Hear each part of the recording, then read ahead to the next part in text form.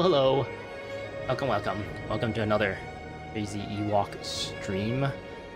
We are finishing off Guild Wars factions, or at least I hope to finish off today. I feel like we're really close to the end of the campaign story here, so yeah, let's load in. I didn't really do much between yesterday and today. I did say I wanted to kind of figure out... Oh, this place is owned by the Luxons. Oh, you timed it. Oh, hello. Welcome. You got here just in time. I guess maybe not just in time, because I just started the stream, so it means I would have to still make my way to... Oh, wow. It would be somewhere here, right? Or the Unwaking Waters.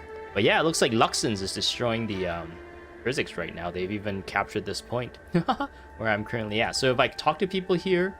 Oh yeah, there's Luxon guards, like, shooing people away. We actually got to see that. So if I talk to some of the people here, I think they might just tell me to go away. Because they're like, oh, you're not Luxon. Or are they still like Kurzik? Yeah, I was like, are you trying to get me killed? Those Luxon savages won't tolerate me providing service to someone of your reputations. Because I think it's because I have more Kurzik factions at the moment than Luxon. So yeah, this person is like scared to give me services. And this place is being controlled by the Luxons, it seems like. Does it tell me who owns it? It's apparently owned by the crazy Huns, this guild. That's actually kind of cool that there's actually still a lot of activity going on, it seems like, between the Kurzik and Luxons, like the PvP and stuff. Well, yeah, I guess I forgot last stream, but I can put on the chat. Take your time. Okay. Your fiance's at yoga and you're off work. You're here to chill. Okay, nice. I will kind of take it at my own pace. So hopefully you're cool with maybe having to wait. But yeah. Between last stream and this stream, I didn't really do much. I think all I did was like empty out my inventory. And oh man, one of the problems with like how some of these outposts are designed is that like a lot of these services are all in like different... Wait, is this person gonna appear? No, it's not. Is it this corner? Yeah, this person. They're all like in different corners, and like the skills is like so far away. And guess where the Zunlai is? I'll take you to the Zunlai. Just a little bit further. Yeah, right there. Look, that's so far away for no reason at all. No problem, you'll keep an eye on the stream. Okay, cool. That's really nice to hear. But yeah, like, look how far this thing is. Just get to the Zunlai. I wonder... the reason why I think I kept this around is because I think Major Absorption is like highly used rune. But at the same time, I'm not sure, and I think I wanted to check a rune trader. And I think I got too much runes and stuff here. I've kind of just like maxed out all my slots. Guess I'll just put it here for now. Is there a rune? Oh, I should keep this open. One of the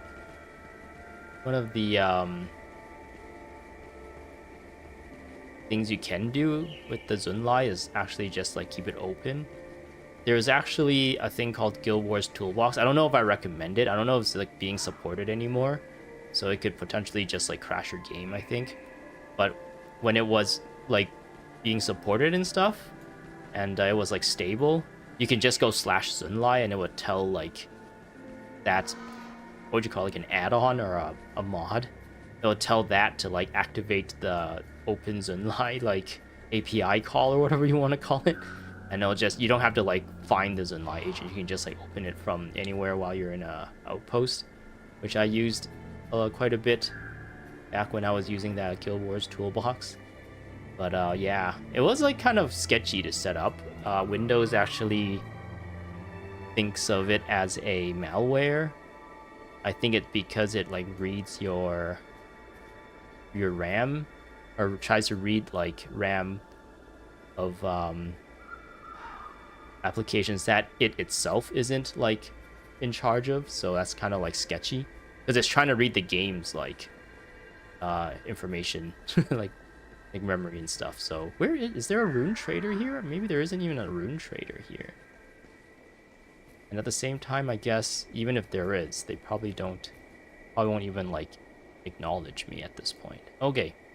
It's just taking up one slot. We'll just leave that. So I think I'm gonna go from the Kurzik side, since I'm here anyway. Oh, but I guess they both lead. This is Master Togo. This is with Menlo.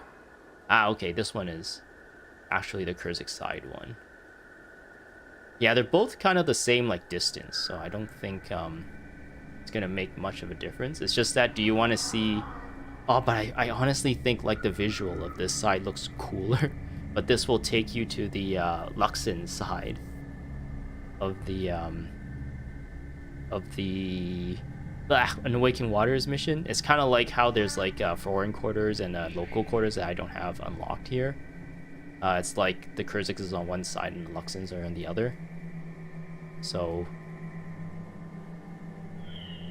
actually no, both of them visually looks really cool. This place is you essentially just like how all these areas, you're walking on the frozen, like, would you even call it frozen? It's like the sea, the water has been turned into jade, so it's just like solid. You get to walk all over it, and there's like a huge variety of enemies, I feel like, on the Luxon side, whereas on the Kurzik side it's like more or less the same few groups, like wardens and Kirans and Gantids, and then some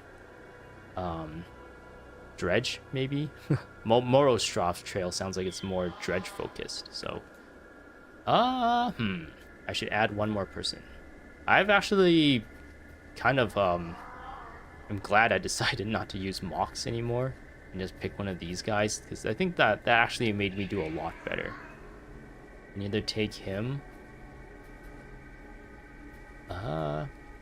Professor Guy was highly recommended, but I think he's a healer. So I think I might just stick with he might actually be a better healer than my monk here. But I think I'm gonna go with the domination guy since he's DPS. Okay. Is there anything else I should pay attention to before I head out? Man, I'm like so like kind of worried about if I'm missing things. I gotta like make sure I don't have like the browser on screen or something. Oof. I guess I've been making a lot of like little mistakes here and there that I'm noticing. So a part of me is like, there's like this part of me that keeps like checking, like, oh man, remember to check this, and it's maybe at this point it's a little bit overwhelming. Maybe I should just try to let loose a little, and even if mistakes happen, I'll just kind of play it off as me being silly. Okay, we can do this. I believe in myself. Okay, I'm going to do Into the Whirlpool, and then we'll make our way to Awakened Waters. So yeah, today I essentially plan to finish the story. I believe I can do it. So one of the cool things about how they designed, I guess, the last few missions, is, you know how in the Prof's mission, if you watch the playthrough of that, the very last like mission before you fight the undead lich, there's like a huge section that you gotta fight through and do a bunch of stuff before you actually fight the final boss. It seemed like maybe because after you finish that, you can talk to like Jalis Ironhammer. He gives you a thing and then you can trade it for weapons. If you couldn't decide on a weapon and you leave that area, you can't just easily go back to that area. You have to play the last mission again just so it'll spawn you in that area when you beat the undead lich again. It seemed like what they did here was like they kind of understood that might be too big of an ask for something like that, so they split the going to the boss mission away from actually fighting the boss. So there's actually two missions. One of them you fight your way to him, and the last one is just like straight up fight the boss. So I think like the end of the last stream, I was like, I should figure out which weapon I want to trade for, because you get the same kind of reward after you beat like the last boss of this campaign as well. And I was like thinking I should figure out which one I want so I don't have to like redo all that just to come back later. But I think like I could probably do that boss fight pretty quickly if I want to. So I'm just gonna hold on to that item and not gonna spend it on anything. Maybe I'll spend a little bit of time kind of like weighing my options if I ever get there. But I think that's a little bit down the road. So I will just kind of take it one step at a time. Oh, Brother Menlo is here. Let's move! Master Togo is likely waiting for us at the whirlpool, even now. So yeah, there's dredge everywhere. Right. Oh, this got teleported back.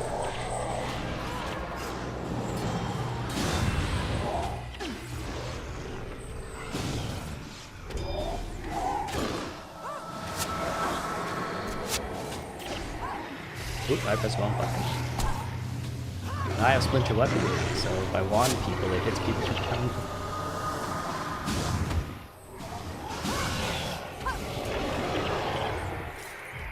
Alright.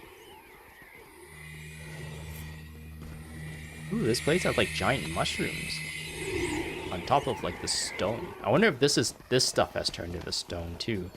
Because it looks like there is some like foliage and stuff that grew back after this place turned to stone. Blood drinker. Throw things at him.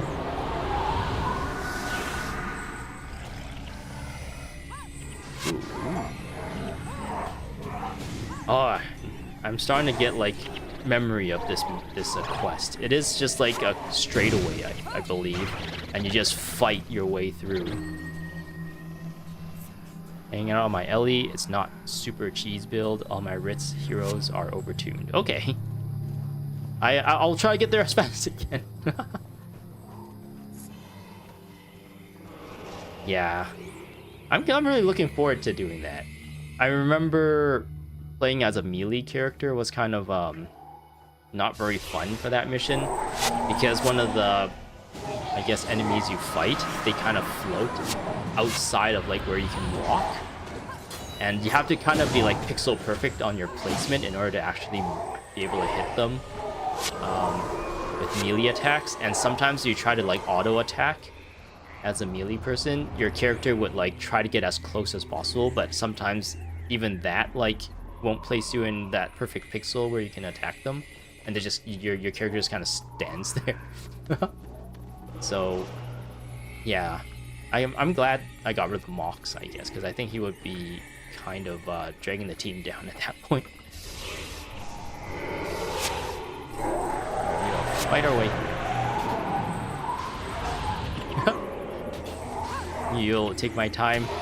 You'll enjoy your snack. I hope you're having a really good snack. I had a little bit of a snack before I started this stream too. I had like a salad and a yogurt.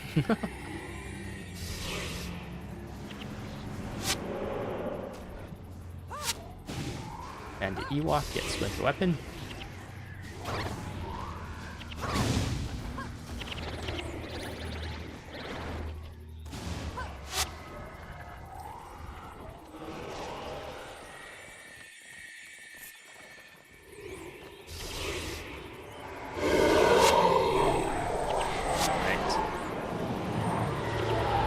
I guess some of this stuff, there isn't a lot of story going on right now, and I can't come up with anything to actually like talk about. Usually when there's like missions and stuff, I kind of let the game present the story, but right now it's just like walk around, kill things, follow the green arrow. Hopefully this isn't too boring.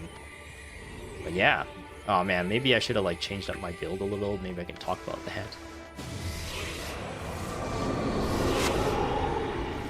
But actually, this mission coming up is kind of like a boss fight, and I guess Aaron is in chat. So a while back, this is before I did Stellar Blade, when I just started like the mission or the factions like story. And Aaron gave me a bunch of builds, actually. I think it was after the Vizuna Square thing. He kind of showed me a lot of the builds he was using. And I applied some of those builds to my Paragon, and I destroyed. Well, one of the days for the Zaishin mission was this day. I used like, I think 2 Ritualists, me, a Paragon, and... Oh, no. 2 Necromancers, me, a Paragon, and 4... Maybe 5? 4? Maybe 4 Mesmers and 1 Ritualist, I think. I think that was the team. And I put Blood is Power on the Necros, and kind of put like the different Mesmer builds on the different Mesmers. And yeah, I went into this and I just destroyed. I like destroyed the boss. Like even before it can run away, and triggered like the next scene. So I was like, oh wow, this is really, really powerful. Maybe it's because of the 4 Mesmers. But yeah, that was really fun.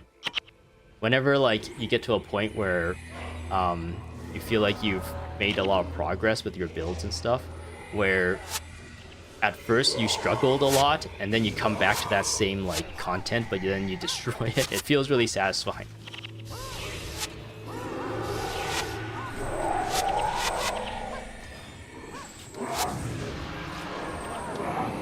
Man, like just watching my guys just throw things has been, I don't know, kind of soothing, like satisfying, just watching them go at it, like boo, boo, boo, boo, boo. Throwing all these orbs. You see all these like projectiles like arcing at the enemy. I don't know why, there's something really soothing about it. Yeah, it's a little silly. Yeah, it was, oof. I was like really surprised. I'm like, can I take this build in other places? Which I haven't really tried yet. But it was like surprisingly powerful. Like I think I was able to clear this. It was normal mode though. So maybe the builds were more meant for like hard mode difficulty. But yeah, I cleared it like super fast.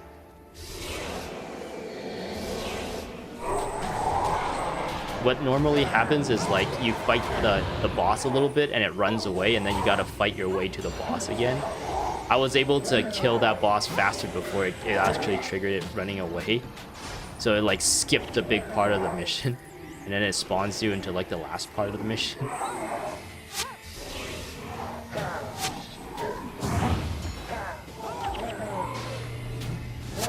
I am glad that these guys are just falling so quickly too.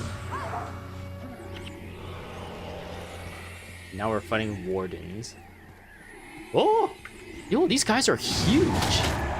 Like, when I have my camera zoom out like this, I'm just like, oh, these guys are just regular. But these guys are, like, gigantic. But they die all the same. These guys over here. I'm thinking of getting rid of Life Siphon. For the skill that heals my, like, well, I don't remember what it was called. Spirit Boon Strike or something like that. I do a bit of damage and it heals my spirits. Because I feel like my spirits are kind of dying, so only this guy's left. Maybe it's because they expired. They only have like a 60-second lifespan. Because I did teleport them in instead of spawn them out. Like I teleported in the previous spawn.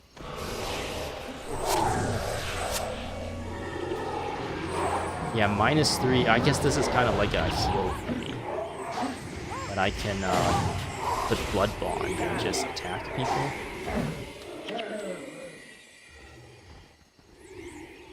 Allies hitting these foes gain 19 health. Any of these foes die while Hex adjacent. Ooh, okay.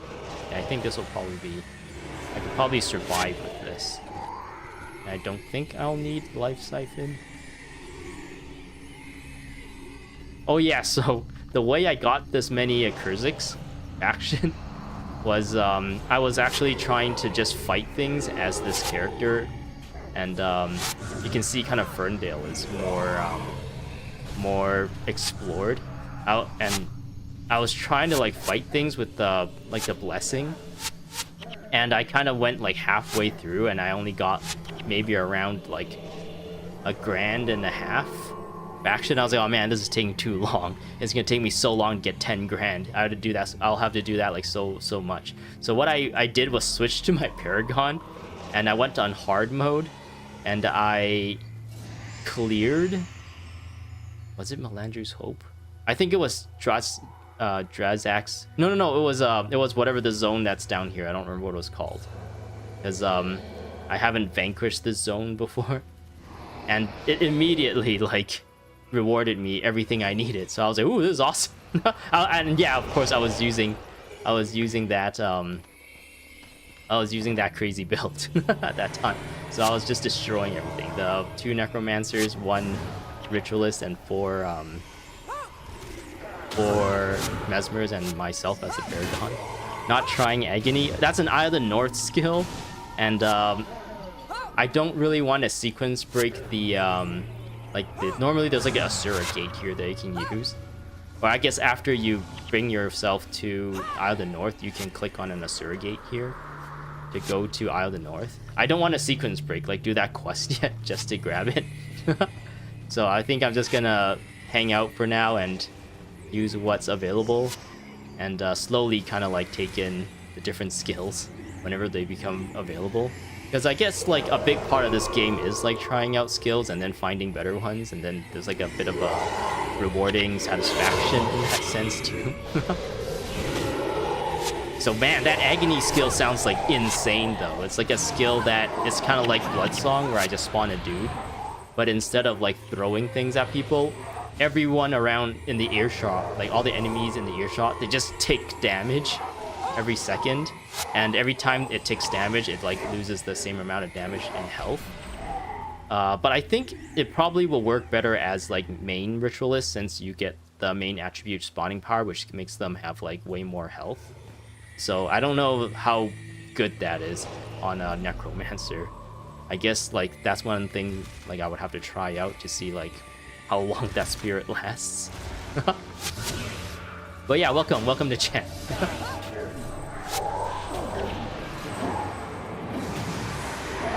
Sometimes I kind of want to just hit this button. It recharges so fast anyway, just so that these guys heal up.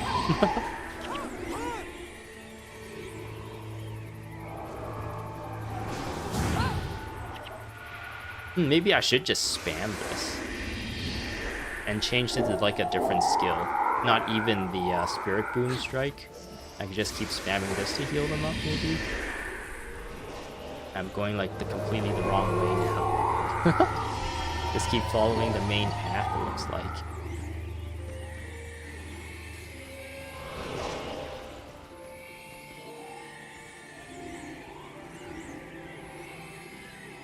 Oh, okay. I think this area is like available in Guild Wars 2 now as well. But I actually haven't played Guild Wars 2, like the End of Dragons expansion, enough to like compare my experiences here with the map there. I think Unwaking Waters is actually like where one of the big boss fights are in Guild Wars 2 as well. But like there's like all these little things that are landmarks, like House Suhelzer and Cavalon and Gyala Hatchery. I think these are still like points of interest in Guild Wars 2 as well, but I don't know. A part of me like really wants to like return to Guild Wars 2 now that I've actually like kind of spent my time refreshing myself and actually learning more about a lot of these areas on the map, and taking the time to like do the side quests and stuff. I want to like play Guild Wars 2 with like a refreshed pair of eyes, I guess, and maybe I can appreciate what the devs have made changes to and whatnot, if there is anything. But I don't know, that game is like huge. It's one of those like MMOs that have been around for so long with so much content that when you log in and you want to decide to do something, there's just so much to do that you get like analysis paralysis, and you're like, oh, I don't know what to do. One thing doesn't really weigh out over another. I can't really make a choice. I end up just like sitting in like Lion's Arch trying to figure out what to do.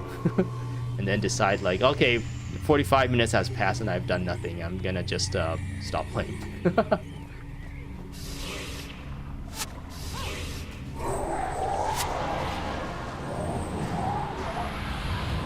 Guild Wars 2. Yeah, I think both of you guys said you guys don't play Guild Wars 2, right? Which, I don't know. As much as I like the franchise, Guild Wars 2 is like a very different game than Guild Wars 1. The vibe of it is very different. Like, when you get to Eye of the North, the vibe really changes, I feel like. And it kind of like leans more towards what they were going for Guild Wars 2. And in vanilla Guild Wars 2, or base Guild Wars 2, I guess, without the expansions and stuff, it feels a lot more like Eye of the North for the most part, but then as updates came out, and as like, I guess the direction, I don't know what you call it, like, not the art direction, the story narrative direction kind of shifted to be,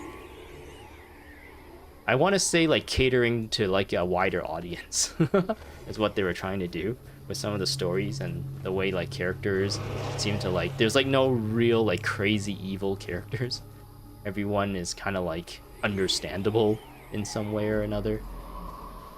And yeah, like the vibes of it doesn't feel like as bad as, or not bad, but it not as like bad as in like, how would I explain it? It's like, is it gritty? I don't know what you would call like this kind of vibe. It's like very like you're really dire, like you gotta really fight for everything. Like Shiro is coming with his like, he's evil and he's taking over, and you're like crawling at and trying to like get your hands on anything you can to fight back. You're trying to like convince all these people who don't want anything to do with you. You're trying to like tell the Emperor like, this is a problem, you're gonna die and you need help. And you're trying to like, I actually in the comments, Tar Heel has been talking about kind of the flow of the story, and yeah, one of the things that kind of came up was like Kunavang. I guess that's kind of the spoiler. The big boss we're gonna fight is Kunavang, and that character kind of just comes out of nowhere. And it was a little bit weird, but I feel like I just rambled like from one point to another. But we've reached this place, so we can just forget. We can just kind of pretend that none of that happened. I've never seen anything like this. Such an awe-inspiring power frozen forever into the Jade Sea.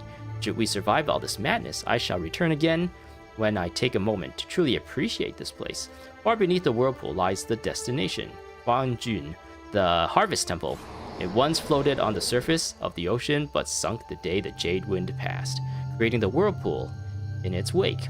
Menlo, we all thought you were dead, so I've heard. As you can see, I'm still among the living. We seek entrance to the unwaking waters. Okay. The gate leads to the unwaking waters. Not many know of this entrance, and we'd prefer it stay that way, so keep it to yourself. What else can I help you with? Into the whirlpool. This area is very near the epicenter of the Jade Wind. When Shiro was destroyed 200 years ago, there are few who have encouraged few who have the courage to seek the counsel of Kunavang. So I guess Kunavang just hangs out in the Harvest Temple, and every once in a while the Emperor comes to hang out with Kunavang. But it turns out Shiro corrupted Kunavang, and that's what we're doing now. We're trying to like uncorrupt Kunavang. Kunavang is like this dragon, a really cool dragon. I think we've seen someone with a mini pet of this character at some point. And even fewer who are granted an audience. Please let me know when you are ready, and we will allow your party to pass. Let's go. When you are ready to travel, I will send you to the unwaking waters. Yes, your entire party will go. Looks like the outpost from where you left is currently Luxon, which sucks for what you're doing. Is it because all the areas is like, it's all like controlled by Luxon people, so they like ignore me? If I try to talk to the merchant, they're like, "Oh, go away! I'll get in trouble. Go away."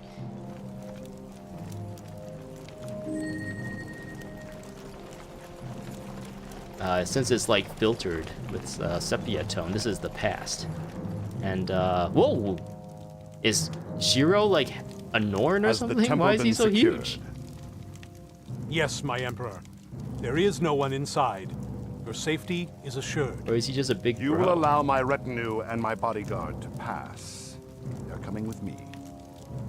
But no one except you is allowed inside the temple.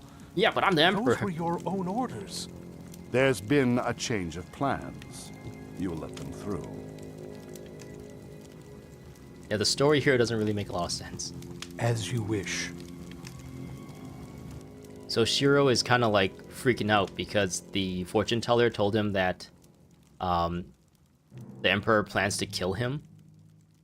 And then this kind of gets him like suspicious of the Emperor because the Emperor changes his plans just to be essentially alone with him. So it kind of like spooks him. But it doesn't really make sense to me. Like, clearly the Emperor wasn't going to do it. Unless the Emperor was actually going to do something. Ceremony.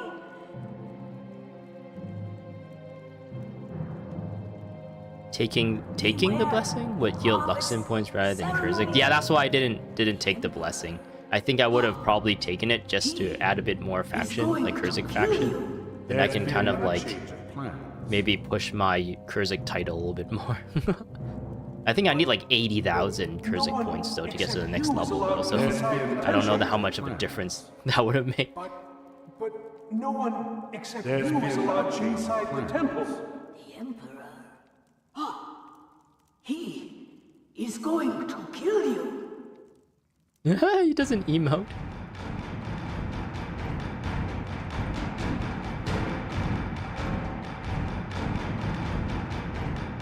Did they ever explain why Emperor Anxi Yi wanted Shiro to be the head? You must make the choice. Him or you.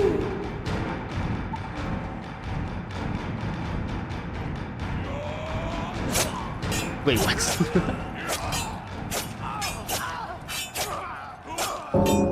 I guess, from the point of view of Shiro, his mind is being corrupted by, like, a dark entity, right?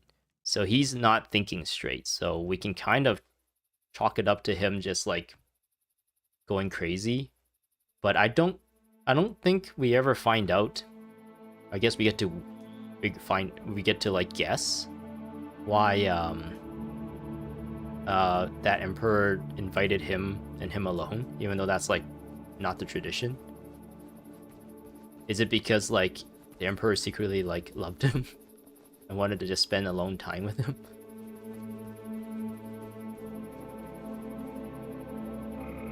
I can get rid of all this stuff, right? Okay. Okay, so we are kind of ready. Actually, I'm gonna sell all this stuff. Where is? Oh, there he is, Joanna.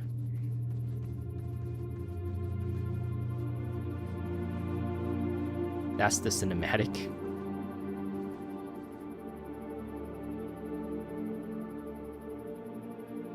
You quit during Path of Fire, that's right. Yeah, and the Dragons wasn't, I feel like, was kind of a step down from Path of Fire. But they did introduce a lot of really cool elements. But it wasn't like, I wasn't like the target demographic for some of it. Like they introduced the skiff, which is like a water vehicle that you can spawn. They introduced fishing, kind of in combination with the skiff, like you can fish off of your skiff. But I really don't like fishing. If you watched my my Stellar Blade playthrough, I like kind of rambled about how much I don't like fishing. Because yeah, that game also had fishing as well. And I was really unlucky with some of the fishing in that game. Okay. I guess I should give me a countdown on here and I'll hit it at the same time. Okay. How do I... Yeah, there we go.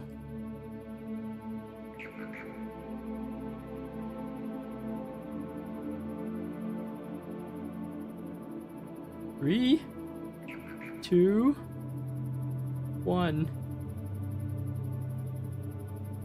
Alright. This is gonna be interesting. 43 seconds. Man, this is gonna be so confusing with like stream delay and everything. Is there a way? I think maybe because I'm like so low subscribers. 26?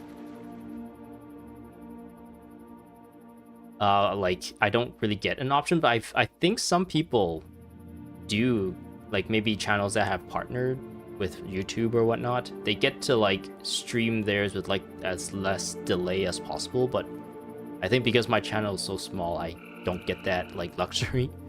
And like I think the best I can stream is probably like 1080 60 frames per second, whereas others can go up to like 4K 120 or something like that if they really want to. So whoa, it's a that's a lot of skin. All right, we get to see a good show. Sailor Firehawk.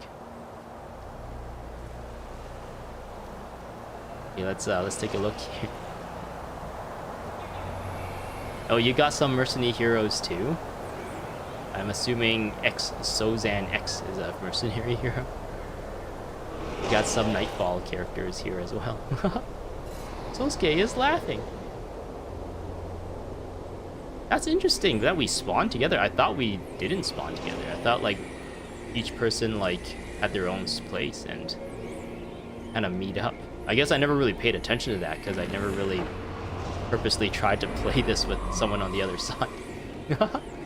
Weaken Kunavang to destroy the barrier. Okay. We'll let Aaron go in first, and we'll see how well he does. I'm pretty sure if Aaron really wanted to, he can do this whole thing just by himself. Uh-oh, someone's Black Widow is dying. I forgot to change my build, but that's okay. I don't think it's gonna be too. Are you trying to power level your Widow here? It's like level 14. And you like really didn't care if it died.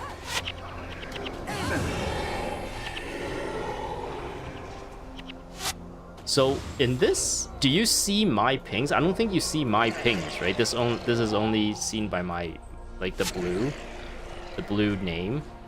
That's only for my party, right? So you probably, like, I won't be like spamming you if I randomly ping targets, right? Now, who are these mortals? Are they really so brave as to enter my domain? No, truly, they are fools who wish for a ticket to the underworld. Oh yeah, I forgot about the pet. Okay, that's just an oversight. But yeah, like, you kind of see, like, you kind of have to be placed perfect in order to actually melee this character. But yeah, like, when I was using my Paragon, I think if you get this character down to 50, it automatically takes you into, like, the final phase of the boss. So, like, I was able to skip this section of it running away and then you having to kind of fight your way to it again. All the way down into, like, the base of this. And the idea is that you fight your way all the way to the base where, like, the entrance is, and then you make your way up to finish the fight.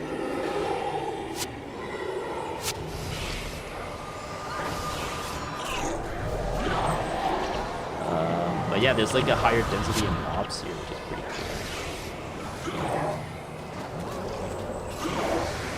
cool. I think I should be spamming this just to keep my my spirits like healed up. Oh, you can see my pings. Okay.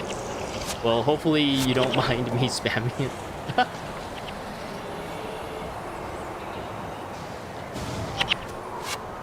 Okay, we can now do this to Kunavang.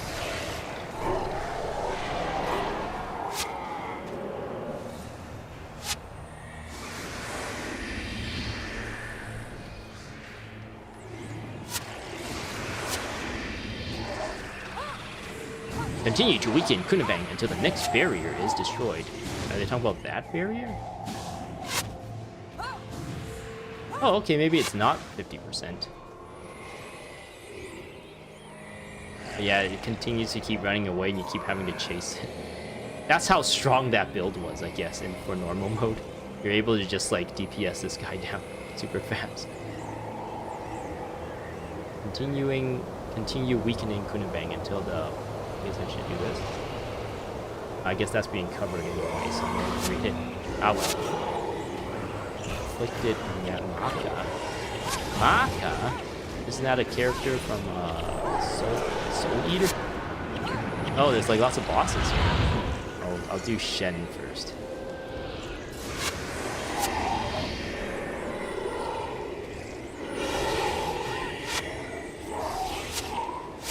Oh, we're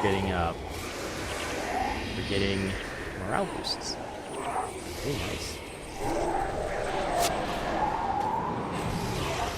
This person's got Ray of Judgment. Luckily, it was interrupted. Or else we'll see a big, like, beam. Space beam. Hammer of Dawn beam.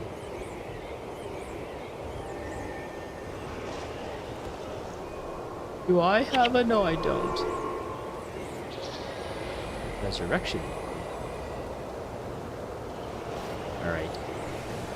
Let's we keep at it. I've actually never used the resurrection one. I think you just drop it and it just resurrects people nearby, right?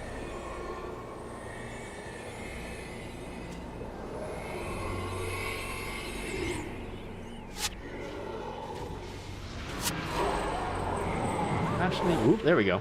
Yeah, so you like trigger this cutscene really quickly with that crazy build.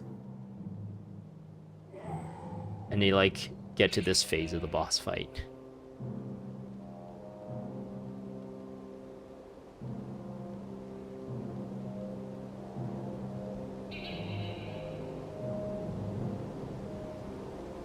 Do I have this crazy thing on me because I'm holding the resurrection orb? It's kind of like ruining the shot here, to be honest.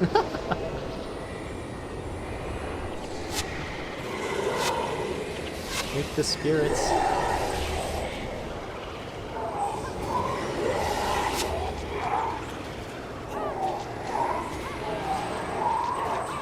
I guess my build kind of fails here. If we're just fighting one like super tanky boss, since I won't be getting energy back. I can use this to get energy back, I guess. But yeah, whenever there's lots of like mobs to kill, that's when my necromancerness really shines. You have released me from his grasp. Are you related to Glint in any way? Shiro's grasp? Yes, it was his touch corrupted my body and fought for control of my spirit. Where did he touch you? His foul presence tore at my flesh and withered my bones. Oh, this is still like the corrupted model. I resisted. Isn't Kunabang supposed to be like green? Green and blue? And I owe you a tremendous debt. Please, it is enough of a reward to simply be in your presence. You owe us nothing. Let me give you a piece of advice. Never refuse. Oh, the audio kind of messed up for me. When the time is right, I will grant Kind of. you powerful magics you require to defeat Shiro, the unholy deceiver. Together we will send him back to the underworld where he belongs. What is it he seeks? Judging from the locations where we've encountered him, I'd say he's doing research. Research? For what? Yes, you are right. He must be preparing a spell. A spell? To do what? To lead The res urn, yeah, it's kind of ruining the shot. It's also covering up my character. We congratulate you. Your debt to us is nearly paid in full. Complete this final task, and you will never earn your mortality. What is it you ask of us? Shiro is very close to getting what he is after. He needs to do only one last deed to pass. What deed? What will he do? That which cursed him in the first place. He will spill the blood of the royal family. The Emperor? Yes, the blood of your emperor is the last component needed to give Shiro back his mortality. That's kind of just like an ass pull, I feel Is like. to stop this from happening. Hurry now. You have no time to wait. He needed to kill the Emperor because the Emperor's blood is gonna bring him back to life. Just trust me on that, bro. My sources is trust me, bro.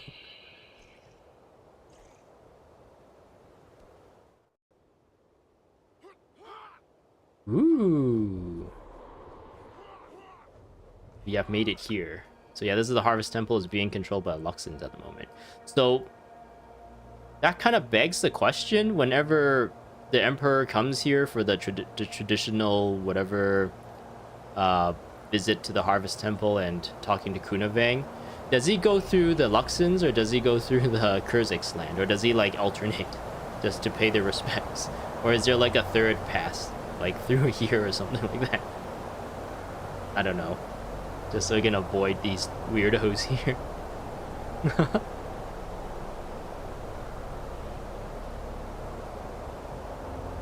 And also, like, I still don't know why, was it Angxi Yang or something? That emperor? Why did he ask Shiro, let Shiro through so to watch him pray? Is it because he thought, like, it would be cool to have him around? Like, he's like a bodyguard? He's like, oh, you should guard me at all times. I don't know. I'm still like, I still don't really understand that part of the story. And then we kind of just like those spirit guys. I guess I didn't accept the quest reward here, right? But yeah, I don't know why those weirdos just like tell me to be like, oh, just go. Shiro's about to do the thing. Go and stop him now. And like that's somehow like we didn't really make any progress, really. I guess we freed Kunavang and that's about it. And Kunavang maybe gives us the power, maybe somehow, maybe some blessing or something. But yeah, I should have accepted the quest reward here. Bodyguard or something, chosen warrior and executioner for the Emperor. That's the reason why he needed to stick with him this entire time. It's kind of a new thing that that Emperor wanted to establish. Like, forever from now on, we need to be accompanied by a super strong bodyguard all the time. That's like kind of the thing he was going for. But then Shiro was kind of being corrupted, so he just thought of it like it was super suspicious. Greetings, I must say, I am surprised to see you here. Not many come to the Awakened Waters. I assume you've come to seek the counsel of Kunavang? Well, prepare yourself. You must first survive the taint of Shiro's corruption. Good luck to you, hero. Okay. Okay, so we can go back to Harvest Temple. Unfortunately, nobody here will like... I think only the Sunlai will talk to me, but everyone else will tell me to go away. Actually, there isn't anything... Oh, no, there's a merchant. Will he tell me to go away? If you're not a friend of the Luxon Armada, I have nothing to say to you. What, too? Okay. You know, that's really... Like, back in the days, this kind of, like... I don't think this was mocapped. I think, like, these kind of, like, dance animations was, like, done, like, by hand. So it looks really, really good. Or, like... I don't know. Like, hand animated with like keyframes and stuff, I guess. I think this is like a Michael Jackson dance from Thriller. I'm not sure what dance this is referencing. I think the warrior like male is at the time what's that? Oh no, that's Guild Wars 2 actually. I was gonna say was that like party whatever people dance. I don't know. This shows how ignorant I am when it comes to like pop culture and music.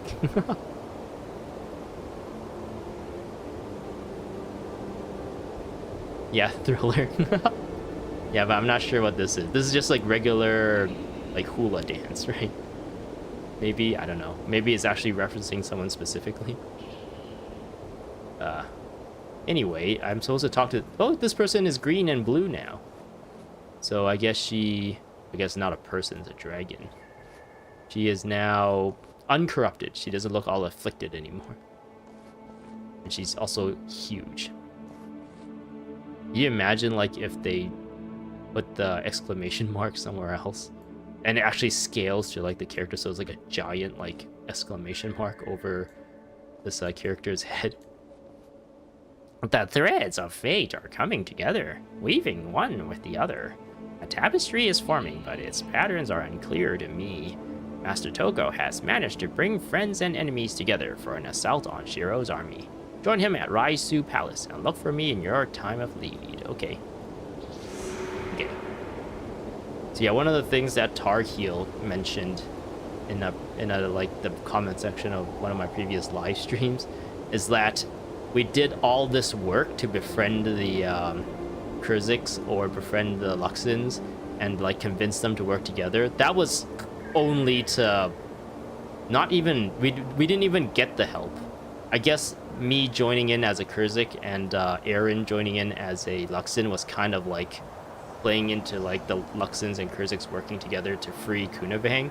But like once we get back here, which I guess I'll just go here now, the Luxins and the Kurziks kind of just like fade away. Like they're not involved at all. Maybe you're just supposed to like believe that you are fighting as a Kurzik or fighting as a Luxin at this point too, and we're a team.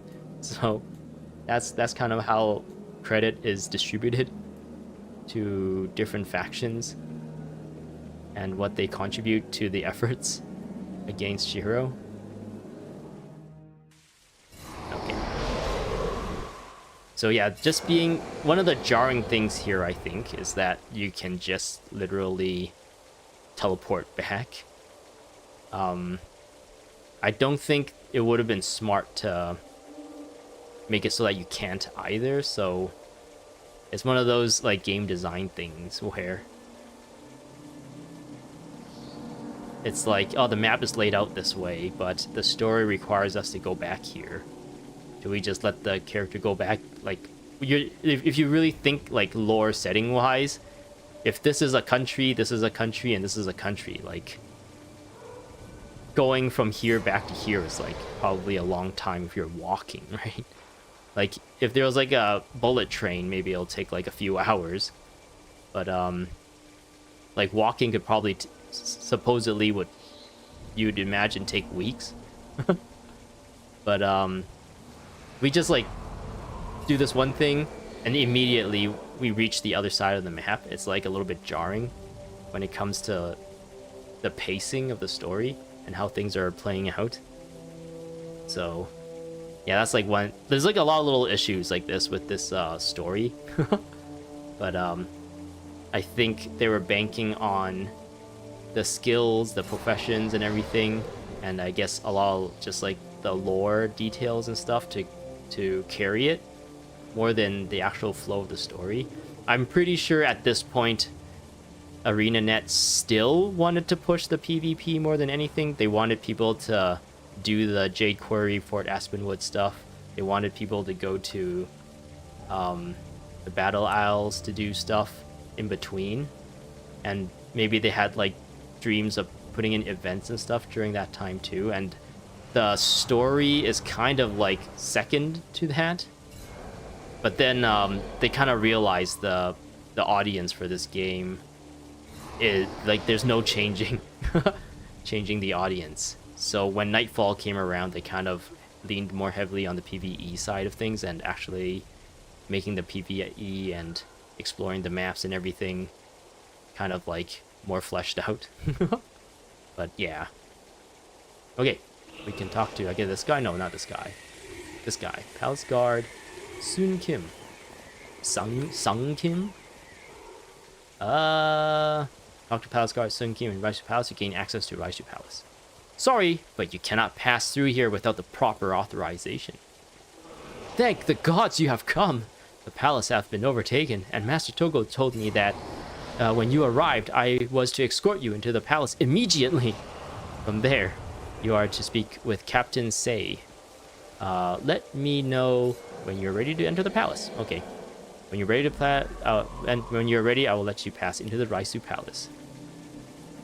Isn't the Warriors dance a combo of John Travolta movie dances? I think so, actually. Yeah, it's like the oh, is it Pulp Fiction dance, where you see John Travolta and Uma Thurman. I think you're right. I think you're right in this one. And yeah, like Monk is just like, it looks like some wushu. It's actually kind of cool that you're when you like just stand around and stuff, your heroes and stuff actually have some idle animations that they kick in. Your entire party's about to go in. Yes, let's do it. Yeah, you think so? Pulp Fiction and Saturday Night Fever. Yeah, I think so. Yeah.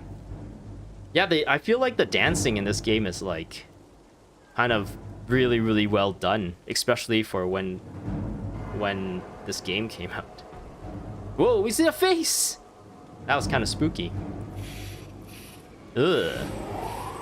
So yeah, now his army's gotten so powerful that a majority of them isn't even afflicted anymore. It's all these Shirokin people. Because if you remember, at some point, we started to see more Shirokin, like in Sunjang District. There were more and more Shirokin kind of dotted about with the afflicted, but now, like, it's all Shirokin. They're all so powerful. The idea was that afflicted was, like, weaker. Activate the defenses! And the Shirokin are the more powerful Sir, units. Our men are out there too. They'll be killed. Don't fool yourself, soldier. Those men are already dead. And we will be too if you don't do as The I Mesmer tell does you. river dance. Is that like a well-known dance too? Like that one I'm not really familiar with the origins of at all.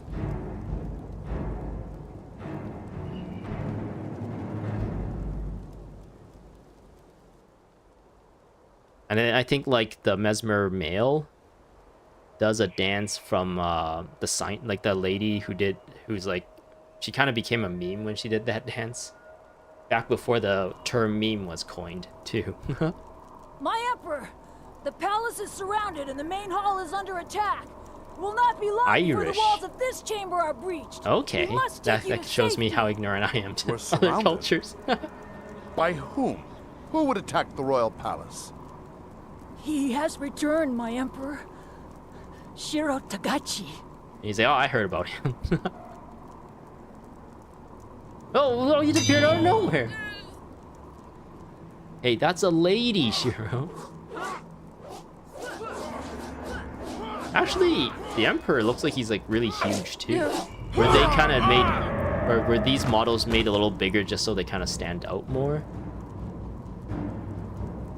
Do your No, worst. he's wearing a really big hat though. All in good time, Emperor. All in good time. Ranger breaks dance. Assassins does the robot. Yeah.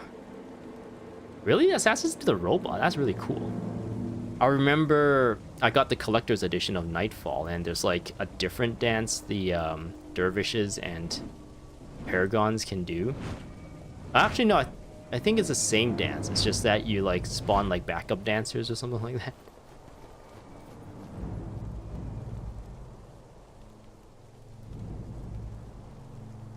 The palace has been breached. The Emperor is within Shiro's grasp. Kiki, my friends, there are more spirit warriors on the horizon. Hunavang, how did you get here so fast? Did we ride her here? Is that why we came here so quickly? Within the hour.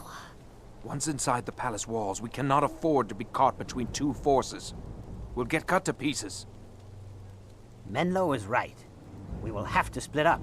Some of you will have to stay here and hold this gate. Necro slam dance. That's the male, right? He does like the rocker. He really rocks out like a metalhead. This is Raisu Palace.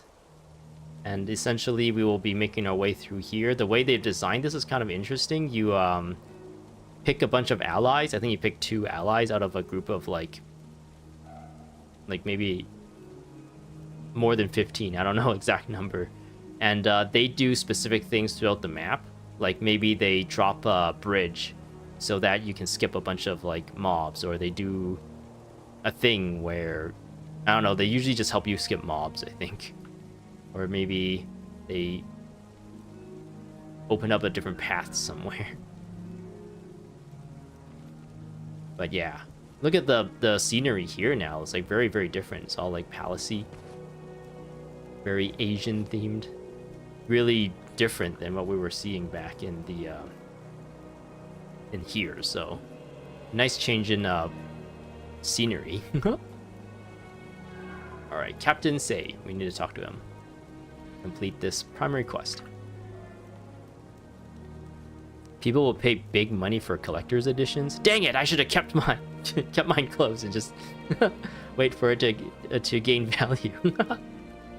As you can see, the palace has been breached. It is absolutely chaos in there. The afflicted are spreading their sickness to all within, and Shiro has taken the Emperor. He kind of just teleported there. That's with teleport hacks. You are the only hope to save the Emperor, and with him, Kantha.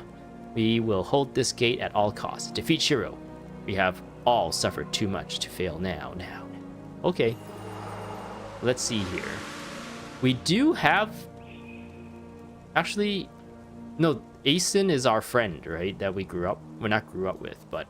If we were a local character, Asen and Lucas was, like, students with us. Under, like, Master Togo.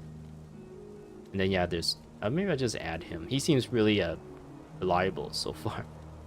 We don't have Danica, but we have these. But we have our pets though. I think Danica is like one of the characters you can pick to follow you when we actually enter. That's probably why she's not choosable here. And then yeah, we got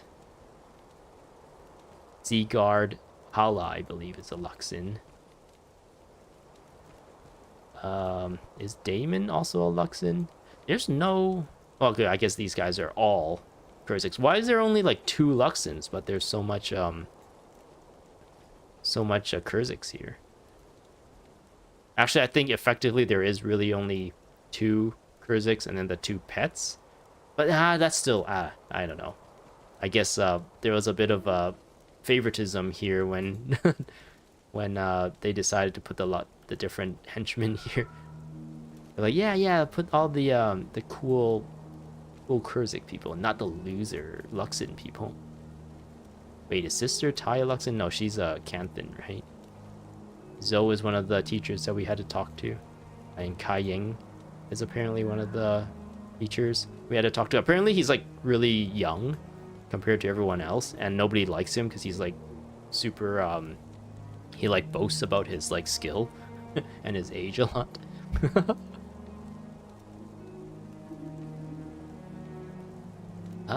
Let's see here. I don't think I need to worry about this too much. Hey, I'm actually getting a bunch of these things. I remember, like, this material I don't really get dropped very often. I wonder if they changed the drop rate on that. Is there anything else I need to worry about before I enter this mission? I think Paragon does Elaine's little kicks. Is that what the dance is called? Where's that from? That one I don't know what it's referencing either. Okay, there is a Sunlai here, so maybe I can just store some of this stuff.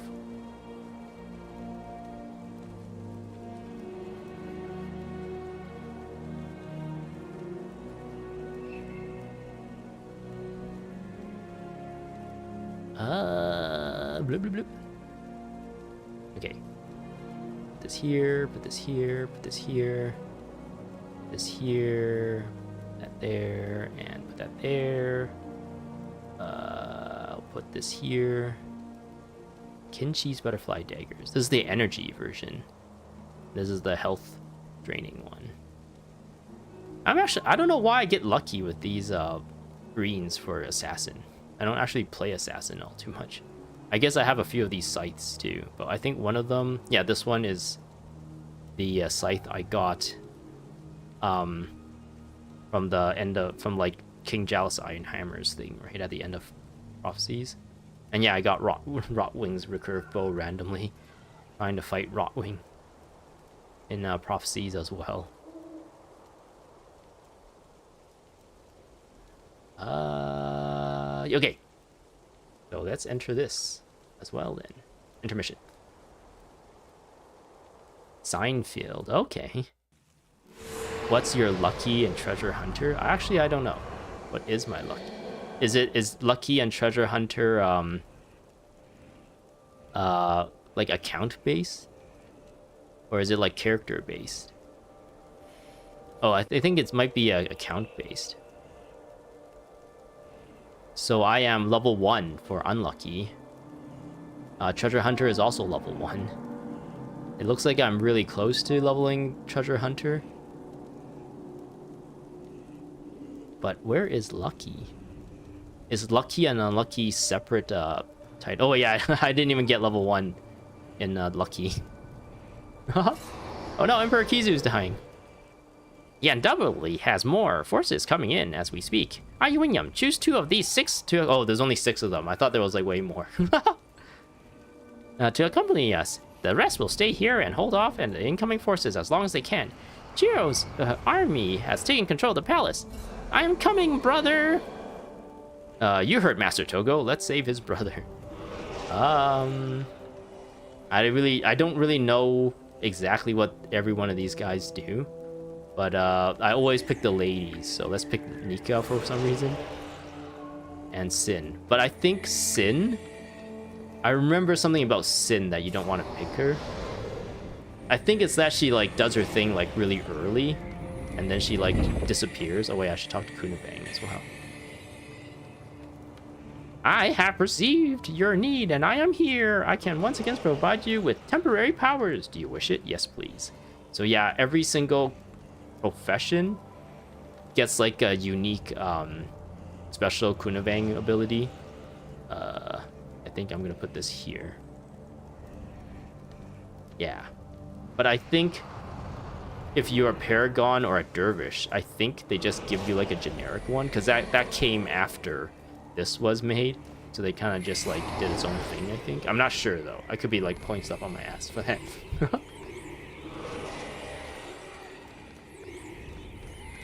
Why do we wait? My daggers are eager for action, says Nika. And Sin says, you picked me, a wise choice. Perhaps I underestimated you. Menlo, I sure hope you brought your healing hands. If only there was a way to sneak across the waterway. Yes, that's it. A burst of Argo's power should do the trick. Argo's power? Excuse me? Oh, but Argo's not here. I guess Argo would have broke this thing down, I guess? So that we can cross without fighting the mobs on the side. You want Danica and Talon. Dang it! What does Danica and Talon do? They skip like the hardest parts?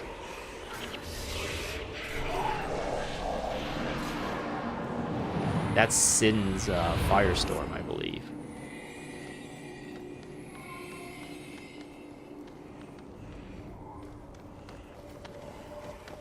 I think for these ones, yeah, Monk first and then Elementalist probably.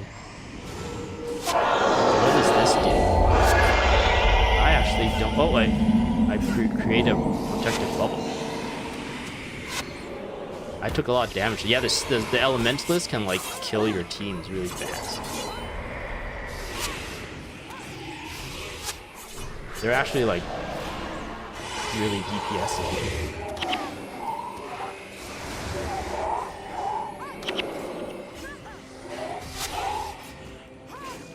He actually used Protection Monk for this mission, which seems odd given the faction leans into Resto. Oh, okay. Do you combine the Protection Monk with like a hero, a Ritualist hero that also mitigates damage, or do you think like this is like an all henchman run or something is what you would use that profession or for the Protection Monk for? Okay, actually let's read what this says. Star Servant. Skill. Summon a level 25 Celestial Horror.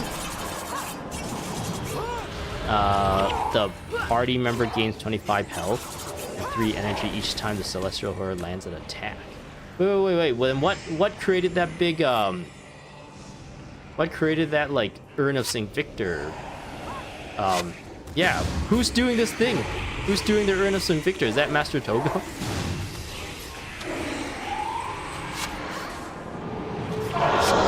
Oh yeah, it's this guy right here.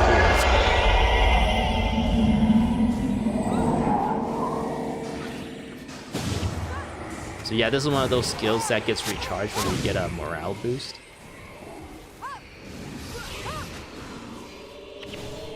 So how long does this summon last? Oh.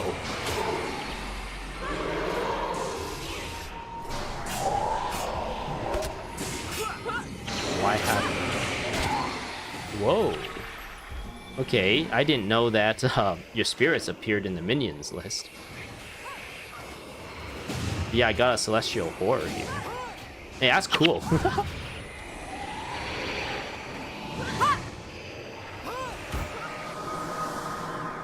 Can't touch this. I find that protection works better for this mission. Ah, okay. I guess, yeah, the Elementalist is, like, really pressuring me, so a little bit more protection and damage mitigation would probably have helped quite a bit.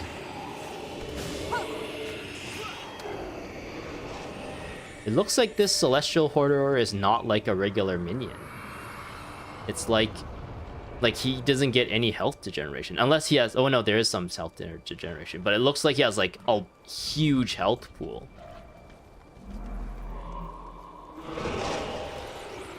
Alright, so I think here we might want to just hug. Because they all walk into the middle, so you might accidentally aggro too much. Is he gonna come?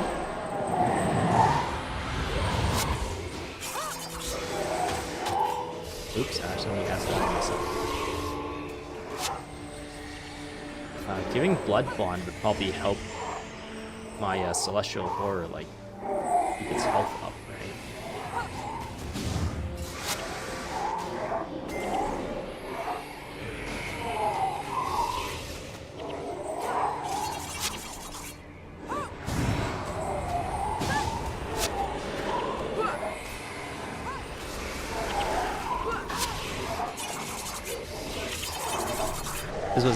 This was recently the Zaishin mission, so ran 9x.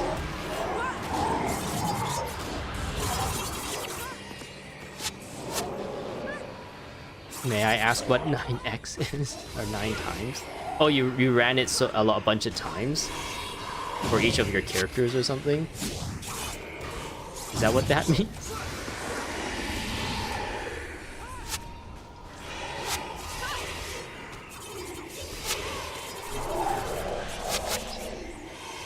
Doing okay.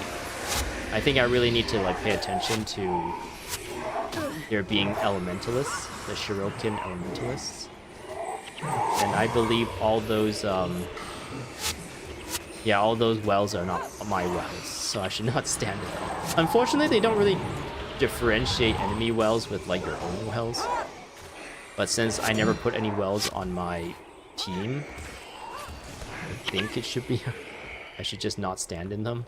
But if I had wells too, then I would not be able to visually distinguish which one is which. Uh-oh, I need to stand back. I'm back, guys! Oh wait, no, it's just a necromancer. I thought the elementalist boss was gonna be.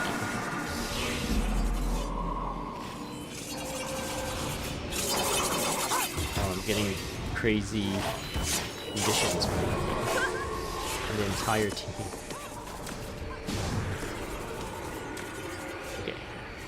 Oh, someone's running up there. Nika. Nika's super brave.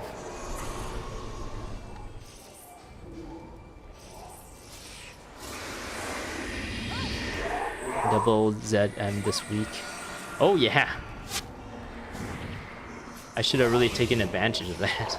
But I haven't really been doing the Zaishin missions lately.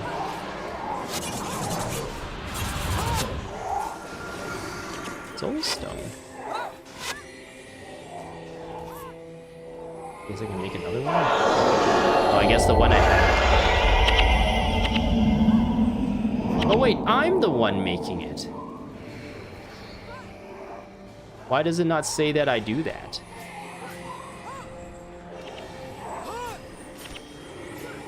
Can I get that? Can my guys hit them from here? Can you hit them?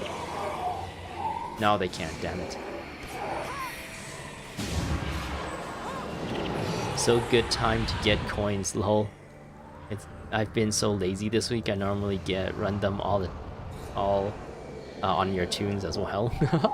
Yeah, man, I should have not been lazy too. I wasn't really. I think today when I logged in on that like event, like schedule thing, whatever that notification thing on the login screen, it said it's Winter's Day in July right now, or maybe that's coming up soon. So I'm like, oh, I didn't know there's a Winter's Day in July. But yeah, potentially we could be getting like Winter's Day related stuffs. Oh no, Nika! What are you doing?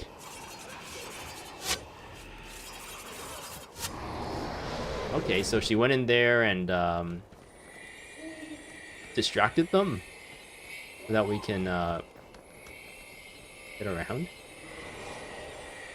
He's over there. Wait, but wouldn't you want to go through the middle? Now I gotta like walk around. Damn it, Nika is not a good choice, guys.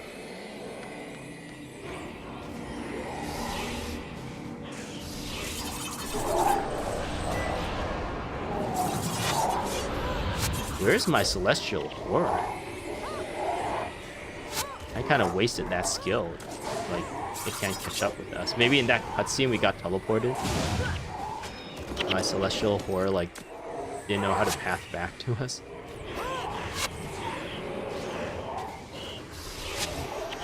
I leveled up. Song of the Mists. Got hit by Song of the Mists. I don't know what that is. Is that a monster skill? Black Tide Den is today's Zyson mission, so doing that. I also like the environment there. Black Tide Den is the one where you like talk to all the Corsairs, right?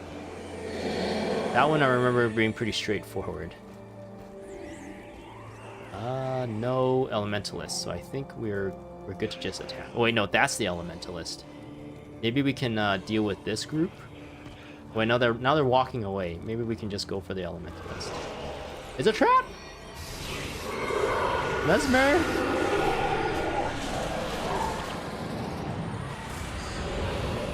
I think I'm gonna save my servant thing for when there's bosses to be fought. Because then I can spawn him right before the boss fight, and then killing the boss would also renew it.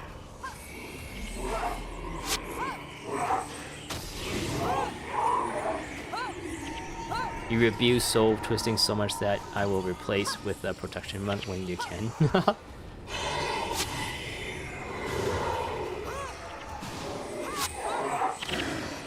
That's a fun one. The bonus can be tedious just because of the backtrack for the kills. Oh yeah, you gotta kill like a bunch of spawns. They're like, was it like mantid or something like that? Some like weird creature with like long limbs and stuff. And you had to kind of walk off the beaten path to reach some of them.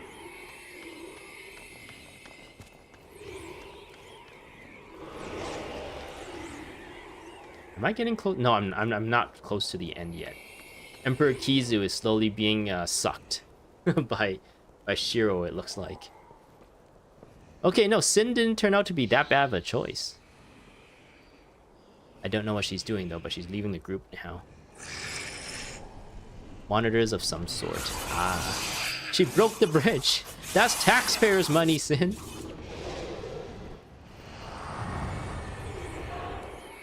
I fear that my brother cannot hold out much longer. We must hurry. Can I go up there? Can I just go on one side and deal one side of them? Don't interrupt me. Don't interrupt me.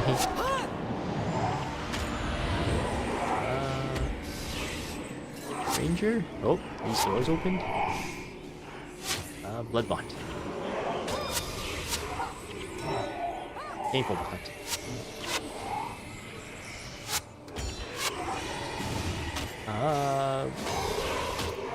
Splinter weapon. Does one of the characters open like one of these paths or something? So you don't have to go into there? Oh, there's a portal there. Don't stand in the wells now.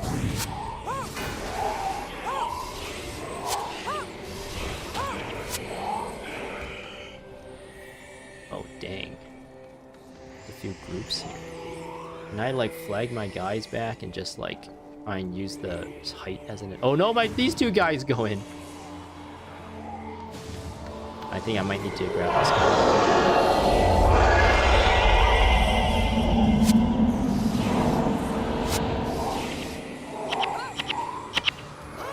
You're level 28, dang.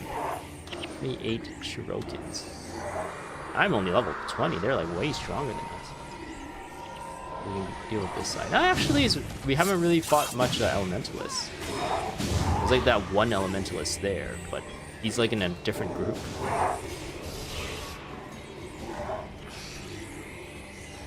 This is where Danica helps a lot. What does she do? Does she like open a way where you can skip a lot of this stuff? Does she like remove this? And you just go right forward?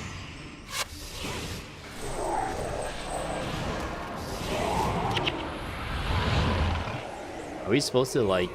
No, that doesn't seem like it. I'm like, am I supposed to like close that portal somehow?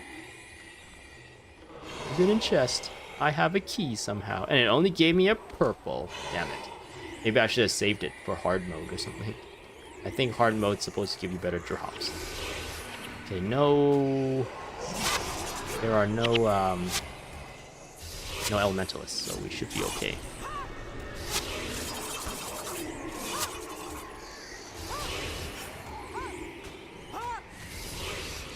Ooh.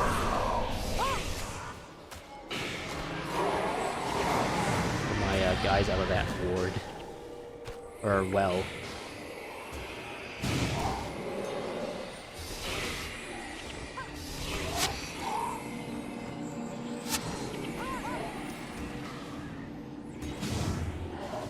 What are soul stones? We're getting a lot of them. Is it just like regular collector stuff? Or is it actually something special? I'm guessing these things require like a soul of some kind, like a human soul, to like twist them into those Shirokins. Because like the heroes, the dead heroes in Tanaka Temple, they're like being twisted by Shiro, right? And we wanted to unbind them. Shiro was trying to like corrupt them and bind them. And maybe a soul stone has to do with how they are kind of created. It's like a Pokeball for souls. Oh, there's lots of mesmers here. So maybe putting out all these X's might not have been a good idea.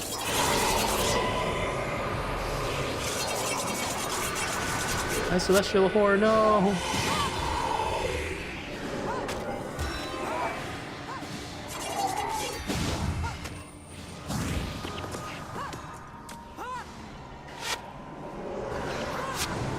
Got images of remorse. I am technically not attacking, so that should be okay.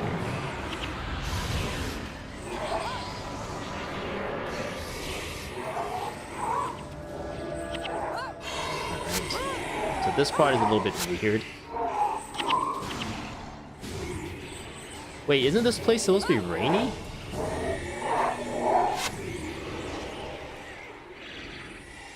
No. Yeah, there's acid traps. I don't know why it's not... It doesn't look like it's showing up, but it's supposed to be, like, rainy, right? And you're supposed to, like, find the, You're supposed to interact with all these faces, and find which one is the one that turns it off. Did I do this one? I did. Oh no, Kizu is slowly being sucked! We need to save him. Does Danica immediately just take you to the proper base? Is that what happens? Immune? Boo. So if I cast a hex like Painful Bond that affect nearby targets, but then a monk has Spellbreaker, but I don't target the monk, but I target the mob beside the monk, does this still get applied? Or does Spellbreaker still like take effect and block that from happening? Vase? You spin the vase and it appears that nothing has happened. Oh wait, no, I apparently found it. You spin the vase and it seemed that the acid nearby has turned off. So normally I would probably go into here as well and spin those, but I guess I got lucky and was able... The RNG for the proper vase was early this time. Defiant Ancient Seer with 2 S's. So did Shiro find and bring back to life like a seer? Which is like, if you remember from the Props campaign, there was a seer that like augmented or infused our armor. Is that what that is? But Shiro like somehow found one? Oop.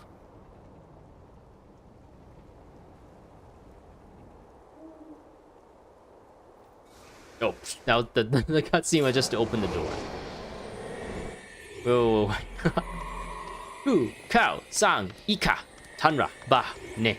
I don't know what that means. Some gibberish for all I know. Okay, so if I flag my guys in, maybe I can flag just one of them in. Because if I go in, these guys go in with me, and these bosses can potentially just like rip them apart. Okay, this is where I can kind of spam this. If I kill them fast, right? Okay. Probably want to go for this guy.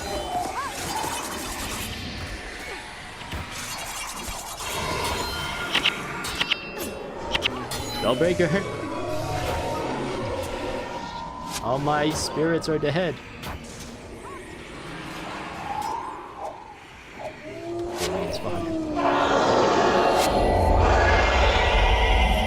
Touched Ancient Sky, Shiro One Mesmer. Yeah, make another one of them.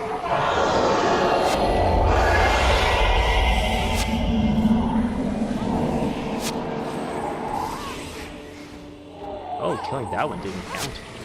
Morale boost. Wait, what? Ah, it took me too long. I guess I was dilly-dallying a lot. Oh, okay, yeah, I saw this guy, and I was gonna walk in and kill it, but that was for the cutscene, I guess. Emperor! That's my little Celestial, bro.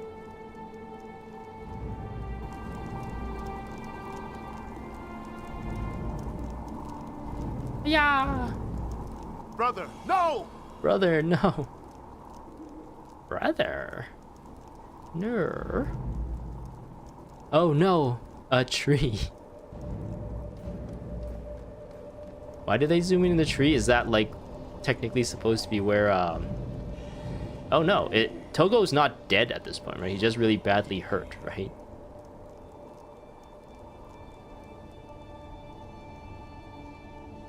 Wait, why did they zoom into that random tree? What did the tree do? Is the tree complicit? Alright. Another cutscene here. No, I think Togo actually died there. Because in order for Shiro to come back to life, he needed to spill royal blood. And of course, they're kind of already told us that. But they're really, really pointing to the fact that Togo is... Oh no, this is where he dies. Togo is also of royal blood. You're of the royal line. You'll do nicely. What are you gonna do to his butthole? Yeah. That's too bright. The tree represents the family line. The low branch is Togo. Oh, really? I would have not ever been able to like put that together.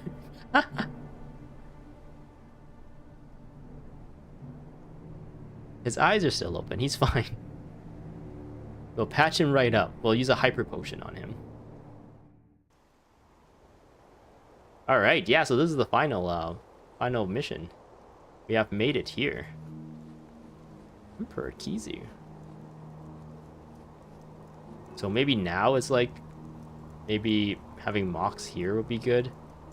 He can kind of like chase down. Oh, but Shiro, like, he like teleports around a lot. But maybe he can kind of like get in his face a lot. So Emperor Kizu is here. Shiro Nightblade is also here. Okay, Togo was selfless with his life. Shiro harnessed Togo's horror and used him to complete the ritual. His loss is a huge blow to all of Tyria. But we must not let the grief stop us now. Failure here means that all of Kantha is lost. Go now and defeat Shiro once and for all while I kind of hang out here and with Shiro Nightblaze. Recap Shiro's misdeed for me. Togo has been slain. The spilling of his blood completed Shiro's ritual. And he is now mortal. I am safe thanks to you, but my half-brother is lost. So yeah, essentially like Shiro finally came back to life. And he's like, I'm alive, I'm back. Woo! I'm flesh and blood again. I'm not a stupid spirit floating around anymore.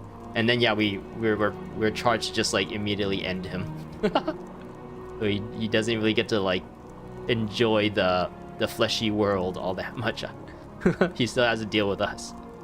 What is happening in the Imperial Sanctum? Now that Shiro is mortal, you must defeat him before he is able to wreak havoc upon all of Kantha. Bunavang will provide some assistance, and Menlo will join you to avenge Togo's death. I am powerless against Shiro, so you must fight without my help. We've been fighting without your help for this entire time. Give me advice I can use to defeat Shiro. 1. Bunavang will teach you a skill if you wish. 2. Attack Shiro with everything you have, but beware that he will try to banish you. If you are banished, kill every monster on the island and you will rejoin your party with your new skills and resurrection sickness recharged. 4. If you fall in while banished, Shiro will teleport your body back to the fight so you can witness his dominance from the afterlife. Okay. Was there more? Replay? No, I don't want to replay that. Okay. So yeah, I guess the game mechanic is that, like in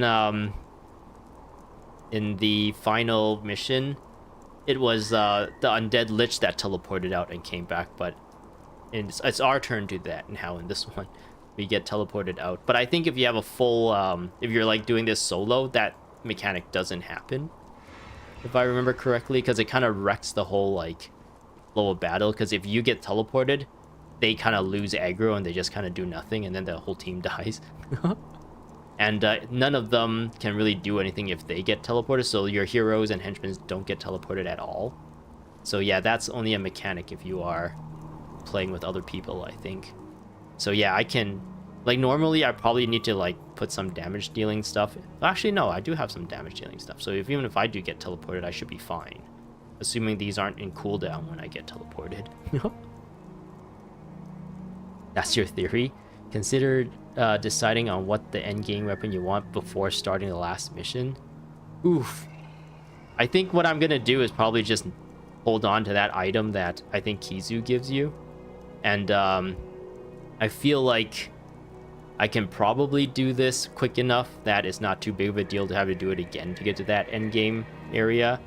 There was a lot of really fun like conversations and stuff between the characters and stuff that I kind of how would I say it, like I wanted to read all what they were saying and stuff and pay attention to the dialogue in the end of the Profs campaign, but at the same time I was kind of distracted by trying to make a decision of which weapon to choose, and I feel like I missed a lot of stuff. So I think this time I'm just gonna finish it and see what kind of shenanigans happen, and then I can probably figure out what weapon I want off stream and just do this mission again off stream just for the reward.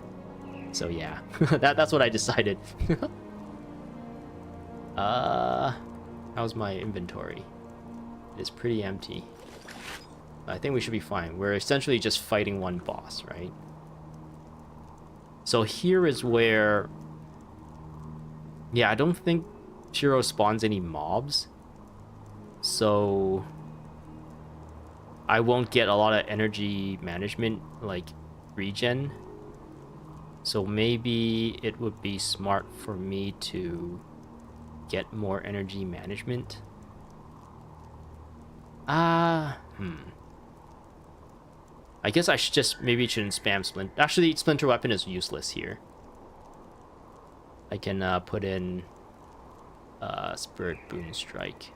Wait, no, not Spirit Boon Strike. Deal 28 damage to nearby foes. You gain 2 energy. I will only get 2 here because there's only 1 foe. Maybe I can kind of hope that he goes below 50% health and use this. You like that plan for this playthrough? Thanks. That sounds good to me as well. Okay. I think... Should I get rid of Life Siphon and put in something with more DPS? Maybe Orders? Oh, but this will like sacrifice health.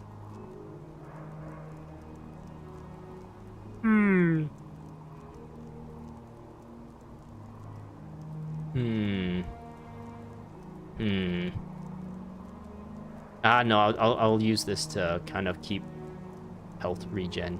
So one of the things about this fight, I remember there's like a section where Shiro can actually heal himself, and you're supposed to like take him out of that as quick as possible by doing DPS. I don't know how well this team is going to do there, so that might prolong the fight because he gets like a bunch of health back often. So that's one thing I'm worried about, but yeah, let's load it. Blind hexes and stance removers. I don't think I have any of those. I guess I got hexes, but did I have did any blinds? I don't know. I guess I can change. We'll try this. Oh wow, we got this as well. I don't think this will actually help, to be honest.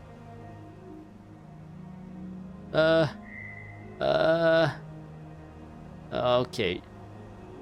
I honestly don't think this will help, because I can only spawn one of these guys. But how strong is it? I don't know. I wasn't paying attention to how strong this guy was. Just for the flavor of this fight. Yeah, let's grab it. We'll see how this does, and if I get destroyed by Shiro, we will regroup and rethink our build.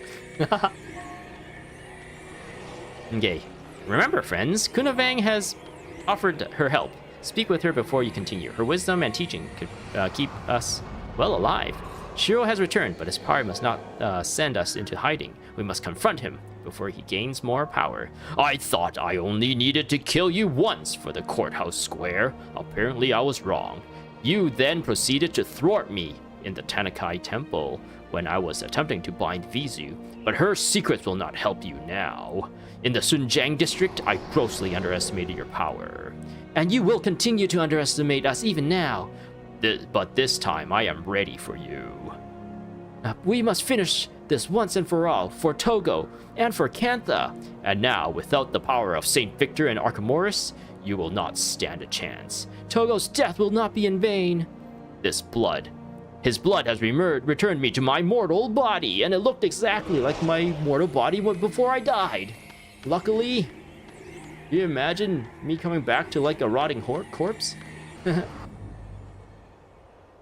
Put irresistible sweep on Mox? No! I'll do that if I get wrecked by Shiro.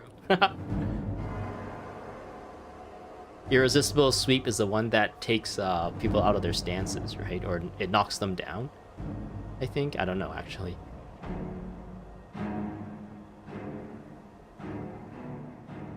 Zoom. Alright. How nice of him to just stand there. Maybe he's like, he's really smart. He's like, I'm not gonna take 8 people on by myself, run into their group. I'm gonna pull them towards me. Alright. Alright, I don't have Mox on 1. I was gonna send Mox in.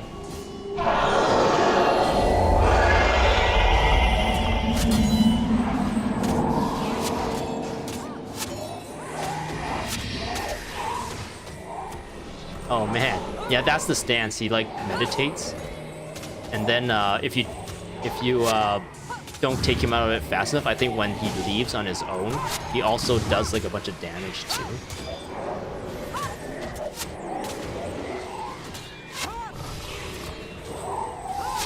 Go Mox, go! The 2 bros, Celestial Horror and Mox, just like beating him from behind. They're actually taking aggro, so he's not like harassing all my like actual DPSs, which is really good. Oh no, Mox! Mox got, I think he also has the ability that just like, he does like an insane, is it impossible odds? He just does like an insane attack. Man, Mox is like, really taking it. Oh, he's back! He got a second wind! Pious Renewal is the best Derv elite anyway? Oh, okay.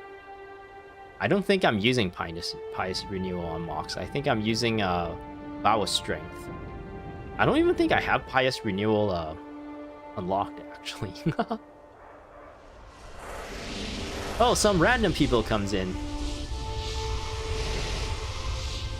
He's like, oh man, I haven't had to like deal with, you know, having to breathe to feed my muscles oxygen for so long. I wasn't used to that.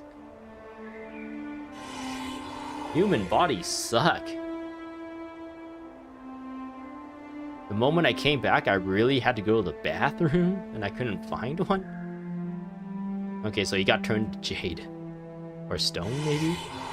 Wait, he turned into spirit, but he's not invisible here. Or transparent. Release me. You are no longer an envoy.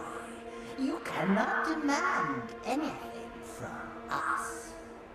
Of course I am. You have no power over me. No power. You are wrong, Shiro. Denial and disorientation are common. Why does this guy have a horn coming out of his head? No. No. This cannot be. You are merely a new spirit, lost between the realm of the mortal and the underworld. You are our child now. Shiro's bigger than all these guys too. Reserved a special place in the underworld for you.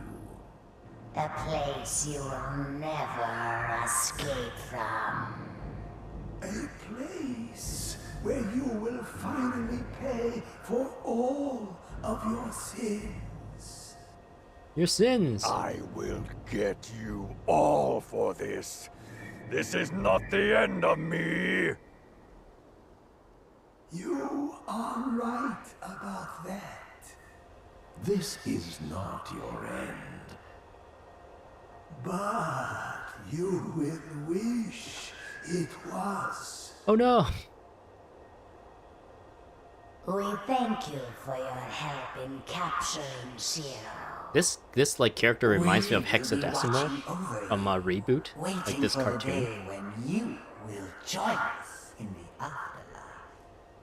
Until then, live a long and fruitful life. Wait, what are you going to do to What are Shiro? you gonna do to his butthole? Let us worry about Shiro. Let us worry about Shiro's butthole.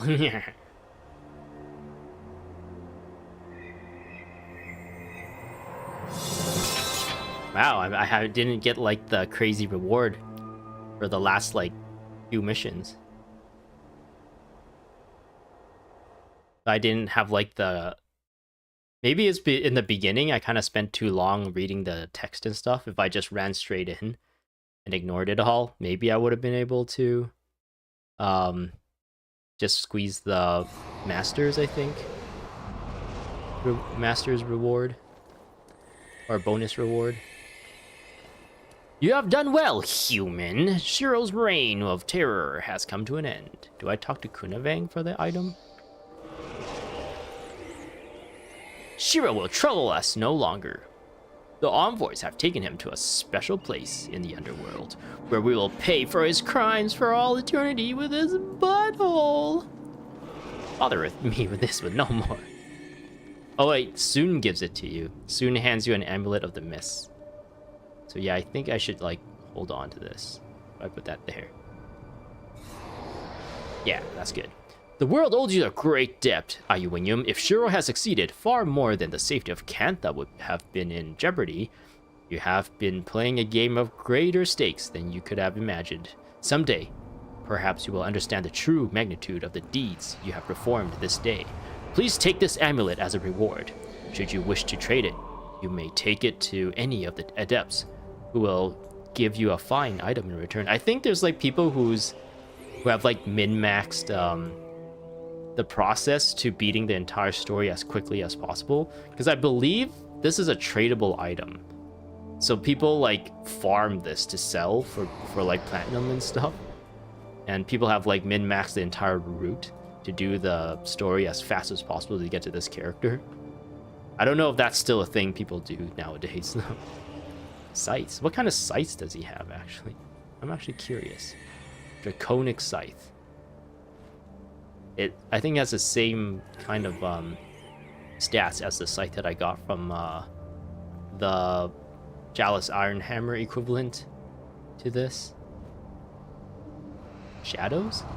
You can get Shiro's blade and ceremonial daggers. I think I have one of the daggers I had in my Zunlai had this exact... Okay, maybe not the plus 30 health, but it had the plus 15 over 50 and the energy vampiric stuff. This is the warrior one. Oh, you get a cool shield and a hammer. Hammer is like one of the things that maybe I should take a look at more, because I have not used hammers at all. I guess at the same time I haven't really played warrior too much. But when I do have like a warrior hero or whatever, they usually just default to have a sword, and they just give you free sword skills, and I've just been using that. And I think I tried for one of my heroes in one of my Nightfall playthroughs to give them like axe related stuff, but I never actually had a chance to try like hammer related stuff. I think all of the different casters is just these two skins, right? It's just their stats and requirements is just tailored to the caster like profession. Nature? No, that's bows, right? Yeah, iron wing, longbow, and flatbow. Maybe I should get the longbow. No, it's life draining. Actually, life draining is not too bad. Spears. Ceremonial spear. Hey, this is probably a really good one. I wonder if my Paragon would benefit. I think my Paragon has the not the one at the end of Profs, but at the end of Eye of the North. Is that Deldrimor? Deldrimor spear? Like that one. That's what my Paragon is using. So I think it has the same stats as this. It's just the skin's different. Koss should come with an axe. Doesn't Koss come with a sword? I do agree that, I don't know, his character seems to like be more fitting to hold an axe. He like runs in and like fights like Gimli in Lord of the Rings. So you for some reason in my mind I kind of want him to have an axe too. I'm pretty sure he comes with only a sword and a shield though, right? When you meet him. Yeah, Wayward Ron and FUG is like the only skins. Death magic. Do I want anything for myself? I don't think. I don't know. I feel like it's you kind of get screwed over by if you're a caster, because you really need to do this twice to really get the set bonus. But maybe, I don't know, you can choose one and try and replace the other one with something similar, stat-wise. But I don't know, I feel like you kind of get screwed over. Because if you get a staff, it kind of gives you, like, everything because it's a two-handed, right? But because you need, like, 2 parts to this, you kind of... It doesn't feel right to just pick one out of the 2. But then, like, a lot of the times, if you're choosing, like, a hammer... I guess it's the same with some of the other... If you're picking just, a sword or something, maybe you want the shield as well. Or if you're picking the spear, and you might want the shield as well. But, like, scythes, bows, and daggers, like, you just need to pick the one and you're good, right? Oh well. We will hold on. I'll just hold on to this. It didn't seem too hard for me to defeat Shiro. And I probably need to defeat him anyway to get the bonuses on these. So I'll probably do that off stream. Just so I get like that sweet, sweet completionist. Or Protector of Cantha? Is it this one? Can I make this bigger? Yeah, Protector of Cantha. So I can finish that. So yeah, I gotta do it again anyway. Oh yeah, this is the pet you get if you're a ranger, which looks really cool. I don't think, unfortunately, I don't think pets really have much difference. It's just really the skin. I think, like, even if you get a bear, when you tame it, they do like a thing called maul that can interrupt you. But I don't think they actually do that. Maybe they do, actually. That's the kind of the one thing that's unique about bears. But I don't think these characters really have much difference. Maybe their attack speed is a little bit different, and their health might be slightly different, but also, like, it depends how you raise them too. Yeah, this is a level 5 Phoenix too, so you still have to, like, level it up after you tame it. Hail the conquering heroes! It is an honor to meet you. Okay, they say the same thing. Okay, we got a whole, like, section of people to talk to, so there's still a lot left. I'm going to order these guys to just not come with me. There you are, Ayuinyum. I wanted to let you know how grateful I am for all that you have done. Can we, leave now? Sin, you're being rude. Any more? Oh, I'm just speaking my mind, Devona. I'm sure Menlo had a wonderful time visiting with all his old friends, but it's time to head back to Tyria. Oh, that's interesting. They call, like, the prof's place Tyria. I think somebody is jealous. Huh, jealous? Of who? Oh, I don't know. Perhaps Jamae? Or the twins? Or Danica? Or maybe that nice guard that let us into... That's enough, Eve, says Aiden. We don't need to fight amongst ourselves. Besides, Sin is right. It's time we headed home. That all they're gonna say? Yes? Though we lost Master Togo, we can take solace in the fact that his sacrifice was not in vain. Thank you for your valiant service. If you should ever need me, send word my way and I will come. Okay, that sounds good. Sin is like standing beside Menlo. I like how they place these characters. I can't wait to return to the Northlands. Menlo doesn't have quite as many friends there. Ugh. Is Eve emoting? Is that an emote? Or an idle animation? It looks like she did this, right? Yeah, she just did this. Okay, it was just an emote. It's time for us to move on. There's Aiden. I will take some time to track down and destroy all of Shiro's remaining minions. I wish you luck. He's just gonna be, like, out there hunting the rest of the minions. It was a tough fight, was it not? Says Devona. Wait, did they change her armor? Was her armor here always like that dark? For some reason, I felt like she was always just fully clad in plate. Okay. Let's keep going. I think in the previous one, they actually took you out of the team, right? It's interesting that they let you keep your heroes here. I think in the previous one, like, you were just by yourself when you got here. Or with your real life, real players. Does these people say anything interesting? Oh yeah, these people give you the endgame armor. When Emperor Kizukal went out for the finest armor crafters in the land to come here and reward the saviors of Kantha. I expected to find only assassins and ritualists. I can see I was wrong. You are a true hero. That said, I have not the skills to help one such as you. I recommend you speak with Komei, who can craft armor truly worthy of your abilities. Komei reminded me of an anime I watched about like this Chinese like strategist back in the days. That's like famous in the Three Kingdoms. Would you call it like a story? I don't know. It's like an old story that is like really popular even nowadays. Kind of like the Iliad or Odyssey or something, but Chinese style. And there's an anime where that strategist person somehow like isekais into the future, and he decides to like be the manager of like an idol. And a lot of shenanigans, and he raps at people. It's really funny. If you're into anime, I recommend that one. So Komei, he gives you elite Canthan stuff, which I was not prepared to. I wasn't gonna get this anyways. I think this is like way too expensive for my cheap tastes. Does he say anything? No, he just offers you the service. There's weapons too. Oh, you can straight up get a katana. This one is like +5 energy, not -5 energy. But it doesn't have like the, I think just straight up +15% damage that the other one had, the other weaponsmith had in that Eckelbelt Forest area we were in.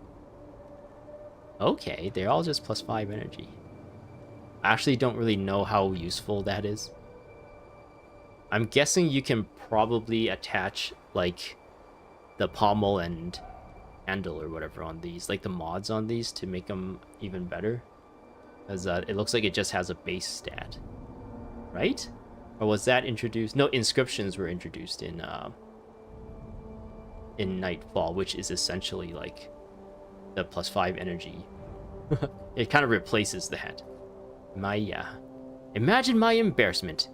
Though my talents are great, I specialize in armor for assassins and ritualists. You just talk to Komei. He can craft armor that suits one of your abilities. Okay. Gorin comes as hammer, Jorah as sword, and Kosh should come as axe, which work well in Korna anyway. Oh yeah.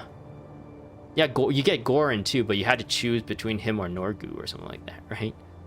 I think normally I go with Norgu, especially now that it is like really popular to have Mesmers with energy surge on your team. The hero Kantha! The hero Kantha! You defeated Shiro! You saved us all! A Canthan child. I actually don't think I've seen this model of a Canthan child before. It was these two normally, right? This was the kid in what was that one mission? A person's garden or something? Can I see the map here? Yeah, miniatures shows a state when Togo went up to this like a kid that looks like this, and he's like, "Oh, I had a bad dream," and there was a little girl that we had to save from a bunch of Jade Brotherhood that was using this little girl's model. The heroes of Kantha. Do they say anything? It's an honor to meet you. It's an honor to meet you. It's an honor to meet you. Oh, they all just say it's an honor to meet you. All right, now we get to our early game people. Well met, Ayuinyum. I wonder if they say something different if you're a local person. Many have come here from Xingjie Island to honor you. We are also here to mourn Master Togo. I regret that he will not see me atone for my past. I know what I must. Ooh, I know that I was a disappointment to him. Do not dwell on such things, Panaku. We have important decisions ahead. Who will take Master Togo's place? I could be the youngest to ever hold the position. I am sure it is what Master Togo would have wanted. And people think I am always joking. But I am not joking. That is the problem. Wait, is it Headmaster Vong that was the really young one that like everyone hates? Maybe I got it wrong. Maybe I mistook Kai Ying as that. Was I talking about Kai Ying earlier? I think I was talking about Headmaster Vong. He's the Earth person, right? I believe I was talking about him. And I think he is a mesmer, right? Kai Ying. So yeah, this is the guy I was talking about earlier.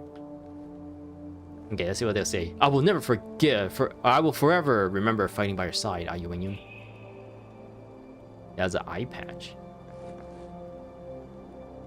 I will forever remember fighting by your side, Ai Yuanyun. Oh, wait, no, that was I didn't actually switch targets. It's been an honor to know you, and that is no joke. I wonder if they say different things if you actually, like, hung out with them back as a local character. Have I done enough to make up for my past? What do you think? Well, maybe not, because we technically would not have known what he did, right? He essentially, he killed, like, a really prominent Tengu person, and almost caused, like, a big war between Xingjie Island and the Tengu by doing that. And he only did that because he enjoys killing people, and he enjoys, like, making the money for killing people. So he needed to learn a lesson, I guess. No need to thank me. I know you could not have done it without me, huh? Kisai. Oh, they wave at you, and they clap at you. Do they say anything? Okay, so these two were there right at the beginning. If we were a local character, these two were there with us when, was it Instructor Eng? He was like, oh, this is how you talk to people. This is how, well, weapon, please equip it. This is a resurrection shine. Now I'm gonna kill you so you get resurrected. You have given me the confidence to fight for what I believe in. Thank you. Oh yeah, she was like really unsure of herself, right? She had like imposter syndrome. You have come a long way since the monastery. Are you when you? Whoa, okay, for sure then. For sure. They don't change the dialogue, because I've never been to the monastery. Well, I guess I have been to the monastery, but not in the way she's referring to. Because I never actually partook in the studies there. I just kind of a tourist more than anything. I only wish I could have gone with you on your adventures. That must have been a lot of fun. I don't remember who this is, to be honest. Is he also just another student that kind of popped up? Is he the guy who, like, wanted to free a bunch of rabbits? Because it's bad to trap rabbits or something like that, but it turns out Zoe was using the rabbits. Where's Zoe? Was using the rabbits to, like, try and hunt something or attract something. And then she got really mad that someone freed all her rabbits from the traps. Is that this guy? Ah, yeah. You have driven back the darkness! Darkness, darkness. She's just wearing, like, regular I think both of them are wearing Canthan armor. He has a pretty neat hairstyle. Okay, I guess that's that group. The initial, like, student friends, colleagues. And these are the headmasters, the teachers. Do they say anything? Oh yeah, there we go. So, after you defeated the Luxons in the convocation, what happened next? Now, Mei Ling, I had help. Ah, Yuinian was there too. Oh yeah, these two are like supposed to get married or something, right? You are too modest, my love.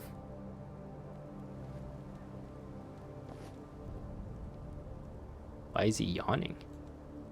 Is he gonna say anything? You did it, says the Tengu cutters out in the distance. Mei Ling. Losha and I are to be married. Ah. I may have exaggerated my role in things to Mei Ling. Please don't tell her, okay? Silly Losha. Sister Tai. I know not what we are going to do on Xingjie Island without Master Togo. I just cannot believe he is gone. You are dressed exactly like the other monk lady back there, just with different colors. Professor Guy. Approbations to you. He's a man of few words. Sue. I think it is time to settle down. After all this, perhaps I will go find a nice dark hollow somewhere in Ekovahald. She just wants to be alone. What is she? She looks like she's holding a staff, so she's a caster, right? But I don't remember. Is she a mesmer? He doesn't seem to have, like, monk outfit. So there's necromancers, mesmers. I don't think she's a necromancer. Actually, maybe she is. I don't know. Is she one of our teachers? Well, I'm thinking she might be a necromancer because she's like all brooding and wants to be alone.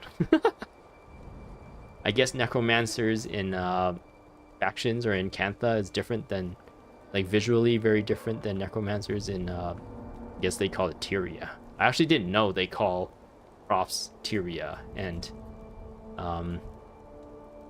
faction like Cantha. I guess Nightfall is Ilona, but I always thought like all of it was Tyria. A Talon Silverwing. The Tengu honor your deed this day, Ayuinyum. You have shown my people that nobility and strength of spirit may be found among humans. You have given us hope that we may yet know true peace. For this, you will always be welcome among us. Okay, Sore Honor Call. I think it was this character's father that was killed by Panaku and almost caused a big fight. And we had to do some stuff in reparations to help kind of stem the tide. Not stem the tide, what's the word? Like, calm people down from getting into a big war. The Tengu of the Airy honors you. I think this is supposed to be a lady too, right? She's a female, even though they can't really tell by looking at them. I guess that's pretty normal when it comes to birds. You can't really tell unless you know what you're looking for. This talent, he's one of the henchmen. Your name will live forever in the songs of the Tengu. I don't know who this person is. Roost Everclaw. The Tengu of the Roost honor you, huh? I don't know who this person is at all. When do we ever come across a Tengu? Is he the person that like lives, the group of Tengu that lives in Cantha that we were told to help out? Like with taxes or something like that? The heroes of Cantha. Oh, they all bow as we walk through. You saved us all. That person has a fiery dragon sword. Where'd you get that? Did you get that off of Prince Ruhurik's dead body? Oh, this person has one too. So they got the fake stuff. You saved us all. Okay, the Kurziks are here. The saints of the old guided you well, Ayuinyum. All of the Kurzik people owe you a great debt this day. To Ayuinyum! To Ayuinyum! Says all the people here. Did they say anything else? Baron Vasberg. You are quite skilled in the arts of war. If only you had lent the Kurziks your aid, we could have destroyed those disgusting Luxons forever. Count Suhelzer. Now we must look to the rebuilding of our defenses before the Luxons break this truce and renew their attack. They still don't trust each other. It's an honor to meet you, haha. These are all kind of the same generic people, right? Noble? You have saved us all. It's an honor to meet you. Okay, let's talk to these guys. Did they say anything? Let's talk to our friend here. Can I ask you a favor, Ayuinyum? Danica seems to have a lot of respect for you. I still don't understand why she hasn't fallen for me. Do you think you could put in a good word for me? Not that I need it, of course, but every little bit helps. So he has the hots for, the way he looks too. He has the hots for Danica, it looks like. Where is Danica? I thought you'd think like she'd be hanging out with these guys, right? Oh, wait, no, she's right there. Let's talk to her first. Hey, there's this guy who wants me to tell you that he's actually a really cool dude. I heard he likes to skateboard. I am indebted to you for everything you have done for me, Ayuinyum. I only hope that we can use the lessons learned in all of this to forge a lasting peace with the Luxons. Arf. Yeah, I tried, Lucas. She doesn't really care. I'm sorry. Thank you for helping me keep Danica safe. Oh, I think this person also has the hots for Danica too, right? Like, he thinks they're like destined to be together. Man, they're like, they might want to become best friends and both wallow in their being rejected by her.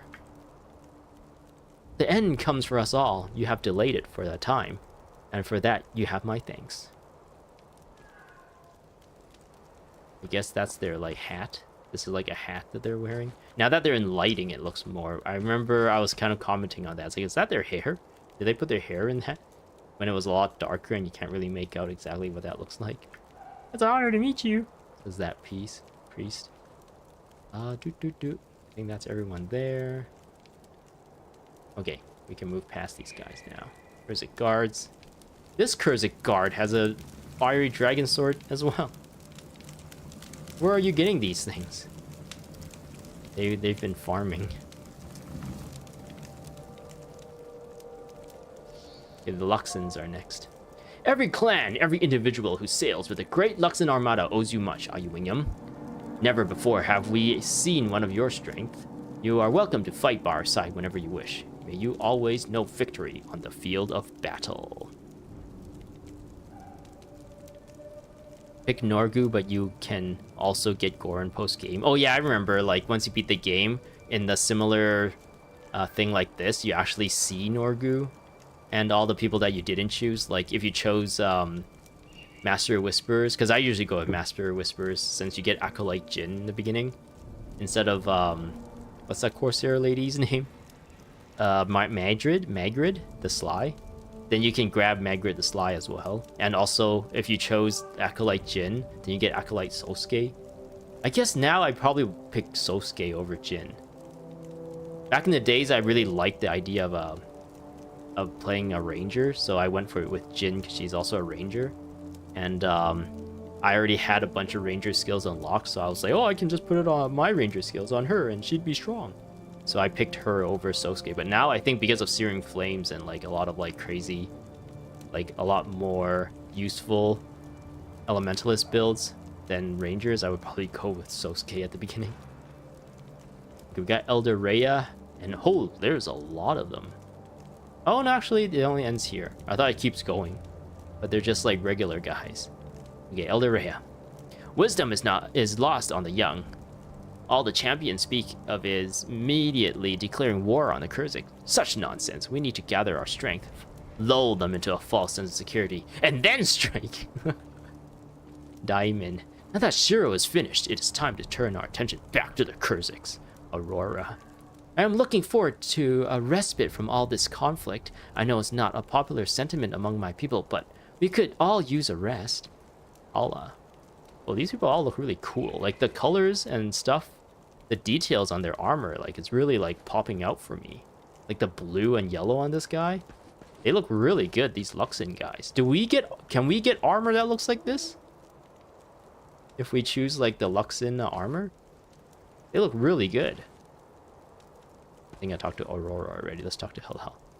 It is such an honor to meet someone who possesses such strength. Aeson?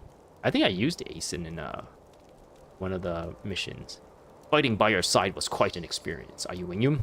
I feel like I am now ready to take my place among my people. Perhaps one day I will become a champion. Sure, that sounds good, Argo. He's the Gyala Hatchery guy. You're quite strong, Ayuwingyum. You should join us in our fight against the Kurziks. Says he talks to me as I have like more Kurzik faction than Luxon faction. Sea Guard Ellie. It is an honor to meet someone who possesses such strength. Hey, he says something similar to that lady. Well, she looks cool too. She's got like cool tattoos. Why does she have... No, that's my sparkles. It's the sparkle from my halo. I'm like, why does she get sparkles every once in a while? Seaguard Gita. It is an honor to meet someone who possesses such strength. Oh wait, they really didn't try too hard to give them like unique dialogue for the Luxons. Is there any more? It's an honor to meet you. Okay, I guess that's it. That does it for the Luxons. The hero of Cantha. Man, even this random like Luxon guard has like cool looking armor. I guess I really like the juxtaposition and all the brighter colors. That's kind of more my taste. As you can see how I like dye my clothes, I guess, my armor as well. Luxon child. Oh, it's an honor to meet you. Luxon. I don't think this is the right way because there's nobody there. You always pick Sosuke, Magrid, and Norgu. Oh, interesting. You don't go with Master of Whispers, because like I think at the time, maybe that might be it. At the time, necromancers were not like liked. I feel like necromancers kind of like got the short end of the stick when it comes to like hugging and stuff. So maybe some of that sentiment carried over to the hero as well. But I remember like people picked, like when I played with my friends, they recommended me pick Mastery Whispers more because it's really easy to like, turn him into a minion master. And at the time, like minion master heroes was like kind of part of the meta. And yeah, that's the reason I guess that I favor the necromancer more than the ranger. And yeah, like I said before, I normally went with Jin at the beginning, so doubling up on rangers didn't make a lot of sense for me. Okay. So these children run with you. You saved us all, hee hee. Where are your parents? Someone can kidnap you guys. You can get kidnapped and sold into slavery. Working as a court person for the Emperor's concubines. That's also a reference to another anime I'm watching. I don't remember what it was called in English, but it's about like a girl who is an apothecary. Is it Apothecary Diaries? About like this girl, she's an apothecary. She gets kidnapped and forced to work for like the Emperor's concubines. Minister Zyle. Ah, Ayuwinium, my friend. It is so good to meet you with us after succeeding with your mission for the Ministry. On behalf of the Ministry of Flame, I would like... Just a moment. Zal, Ayuwinium was under orders from the Ministry of Earth. Lies! I was clearly the responsibility of the Ministry of Water. My friends, you are all forgetting paragraph 12 of subsection D on form 427K, which clearly states, you Ministry officials are worthless. Yes, you did nothing against the plague. So all these ministers are just like, they just all talk and no action. Just like in real life. If it was not for Ayuwinium, we would all be dead. Yes, we should all applaud the actions of Ayuwinium. Jai-san, Nai, Tao, applaud! So do we get to talk to them all? I think a lot of the quests from these guys, it was essentially just like, oh, go talk to someone, and then you gotta go back. Oh, go talk to someone. Oh, go talk to someone. Oh, I got these 3 mirrors. Like, give it to people. It was like a lot of like busy work that doesn't really actually do anything to help the people around here against the afflicted. Like a lot of like pandering and stuff just to look like they're busy. Like, oh, we're doing so much, but really they're doing nothing. They're like wasting resources, wasting people's times. All right, Mr. Tao. I promised an end to the plague, and it looked like I delivered. Yeah, you did this. It was all you. Congratulations. I am a man of the people. Would you mind spreading the word around? I do not like speaking to peasants. I could certainly use the endorsement at our next meeting. These two are all like politicians. I am not sure you are authorized to speak to me. Have you filled out Form 37G yet? The sense of humor here is like kind of funny to me. Okay, we got these 3. Emmy, Chio, and Jamie, the 3 beautiful ladies who are Menlo's friends and who Sin is not too fond of. I am pleased to see you again. The endeavor has brought with it such sorrow. We have suffered many losses, but it was good to see my old friend Menlo again after so long. Speaking of old friends, you should go to Tanakai Temple. I believe someone there wishes to speak to you. Oh, interesting. Is that true? Does something actually happen after the main story at Tanakai Temple? Interesting. I never actually I always ignored them. This is the first time I actually spent the time to talk to them. Magritte's path is easier. Olius is available. Oh, that's true. Olius.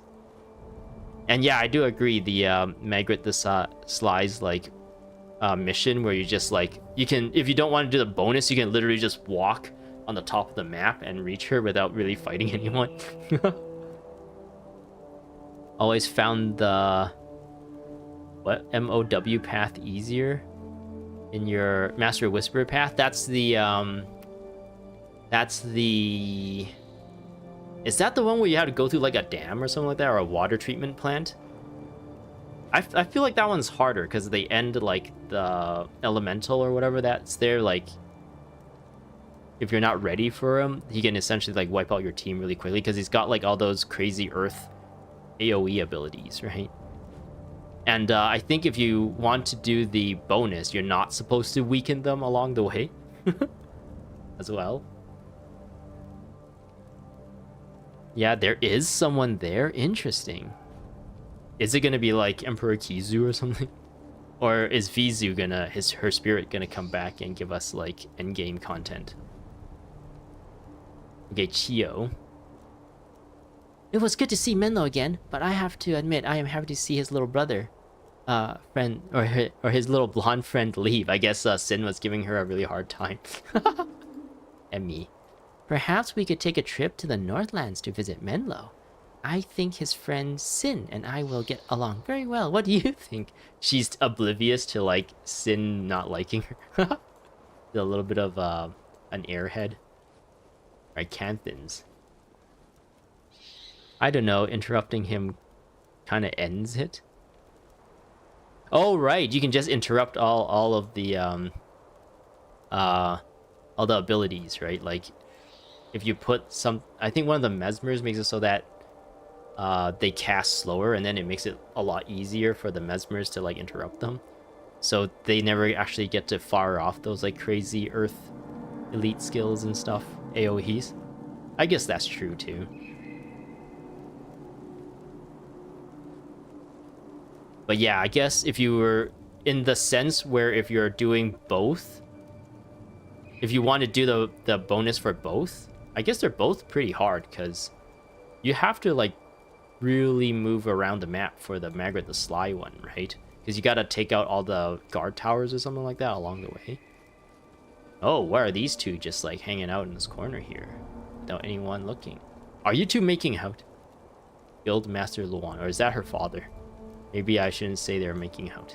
The Obsidian Flame will continue to safeguard Cantha, but we could always use a helping hand. Come see me and perhaps I will have an assignment for you. We have saved my beloved Cantha, and for that, Ayuinium, I cannot thank you enough. It was also good to see something of a world outside of the city. It was only served to strengthen my resolve to protect the place that I love. She loves Cantha, I guess. Cool.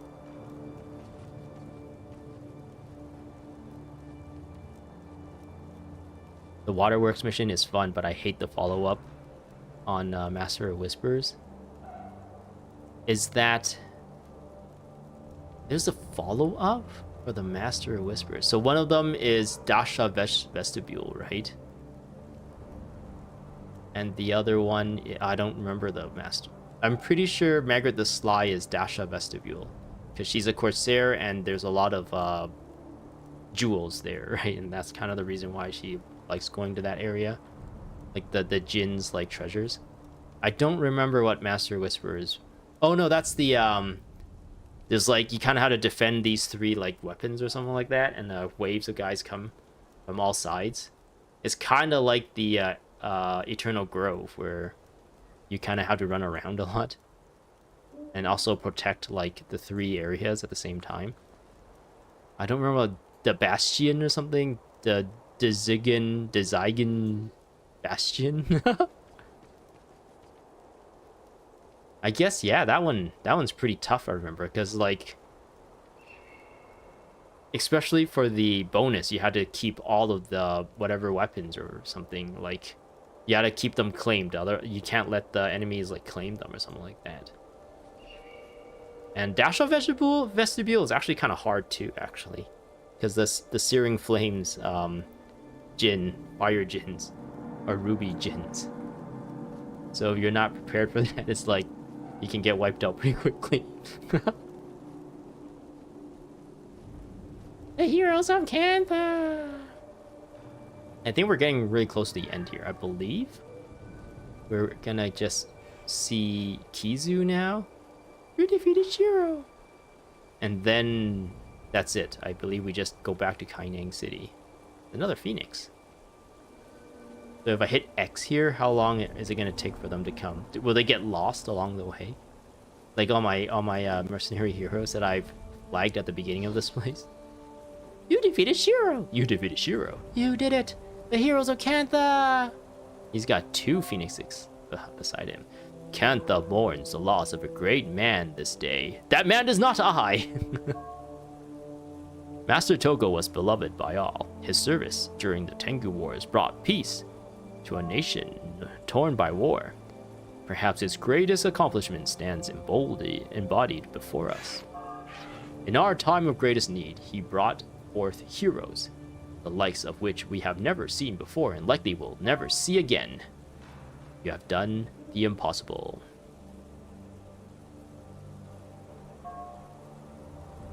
You have defeated Shiro. Why is his little like face like kind of cut out there, as if to focus on his hat more? You have brought the end of the plague.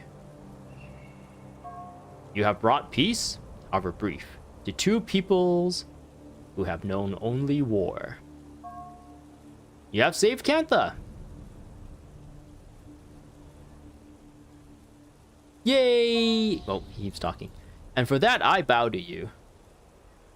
It's like at the end of Lord of the Rings, where the hobbits goes to Aragorn and they bow down, and then he's like, "You guys bow to no one," because it was because of the little hobbits that everything was set in motion. That it? What does he say now? I will build a monument to my brother. He was a great man, and any tribute to him must be fitting. Until that day, I pray that you keep him in your memories. Okay. I guess that's it. I think this takes us back to, yeah, Kaining Center. I have unlocked... I guess this was always here. Every time I come to Kaining Center, this pops up, saying I can go to Nightfall and also go to the Island North. So yeah, I think like this is the only time you get to visit this area of the map, is if you exit out of that portal. And you actually have to, I think, talk to this guy to actually get back to the main part of Kaining Center. All of Cantha is in your debt, hero. Shiro's demon army would certainly have emerged triumphant without your valiant efforts. Was there something you needed? We have business in Kaining Center. When you are ready, I will take you to Kaining City. And here we are. Oop, I almost walked in into that portal there. But yeah, we were up there, and he just kind of teleported us back down here. So yeah, that's the story. There's apparently some endgame stuff that I never really cared to actually look into until today, talking to that one character. Should we look at it? I don't know. I think maybe... Can we actually go into Tanakai Temple? No, we had to go in from here, right? I believe we go this way. Oh wow, there's a lot of henchmen here. Emperor's voice. All right. I'm just curious. I'm just gonna go here, and if I don't find anything, I think that's probably it for today. But I'm really curious, like, what? Like, there was only like a throwaway line from a random character that a lot of people probably just like ignored, and just walked past. Yeah, all these people are allies. There's Vizu. Does she give you a quest or something? Or does she say anything? Is it really true? Shiro has been defeated? You truly are the heroes of Cantha. A dark day in our history is all averted, and all will remember the role that you, Ayuwingum, played in keeping it that way. Okay, so she gets like endgame dialogue, I guess. Okay, I guess there isn't actually like a quest or anything. Wait, is... Oh yeah, that's a statue of her. I'm like, wait, is Togo's? Did they put Togo's statue here? Like Kizu has said. But yeah, I guess now that the flag of finishing the story is set to true, her dialogue probably has changed, or maybe she spawns because of that. I don't think there would be anything else to look out for, I guess. Okay, well yeah, that does it for this this story. I'm actually really glad. I'm really looking forward to going to Nightfall, since it seems like a lot of like really fun stuff gets introduced there, like the heroes, you get to level them up and everything too, and like unlike henchmen in this, where they're not really involved in the story, like the heroes are really involved in the story. You get them, they get character, they get like character arcs, and they get fleshed out. So really exciting for that. Other than that, I don't know. I might maybe take a break from this. I don't know. I'm still kind of thinking about it. I might take a break from Guild Wars a little bit and maybe try another game. One thing I've been kind of working on my spare time was I was actually backing up all of my Xbox 360 games. So one of the things that I was like thinking of was like, you know how Microsoft or Xbox or whatever is like having this whole campaign about, oh, this is an Xbox, oh, this is an Xbox, because of Game Pass. So I was thinking like I was gonna put an emulator on my computer. It was kind of like a gray area thing, right, where emulators enable piracy, but in my case, I don't believe, like, I think it's more like fine for what I'm using it for than what other people might use it for, like for privacy and stuff. Go to the Ritualist Shrine. Where's the Ritualist Shrine?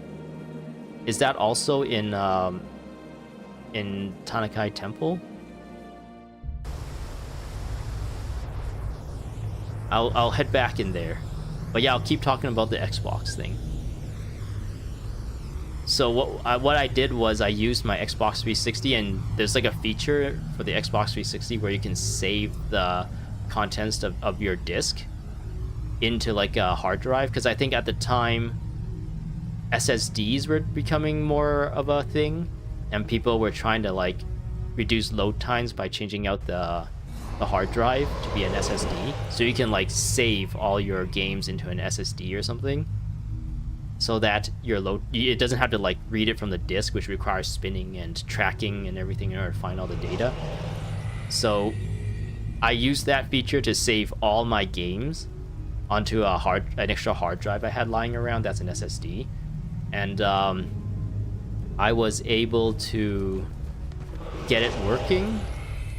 Like, I got Xenia. The emulator is called Xenia Canary. There's like another Xenia, I think Xenia Master, which is like a more stable version, but it doesn't have as much features as Xenia Canary. I think that's how it goes. And I'm trying to look for the direction that so it's like all around here, right? So I have to go this way, I think. This way. These are all where the heroes are located.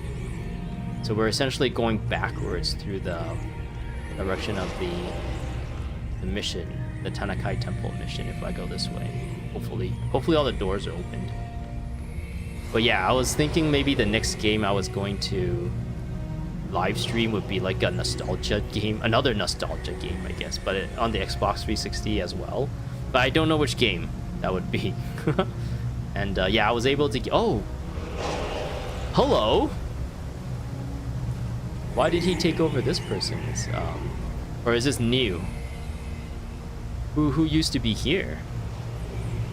Formerly, oh wait, this is Master Togo. Did they like make a hot young version of him? Is this like a hot, sexy Master Togo when he was young and had a full head of hair?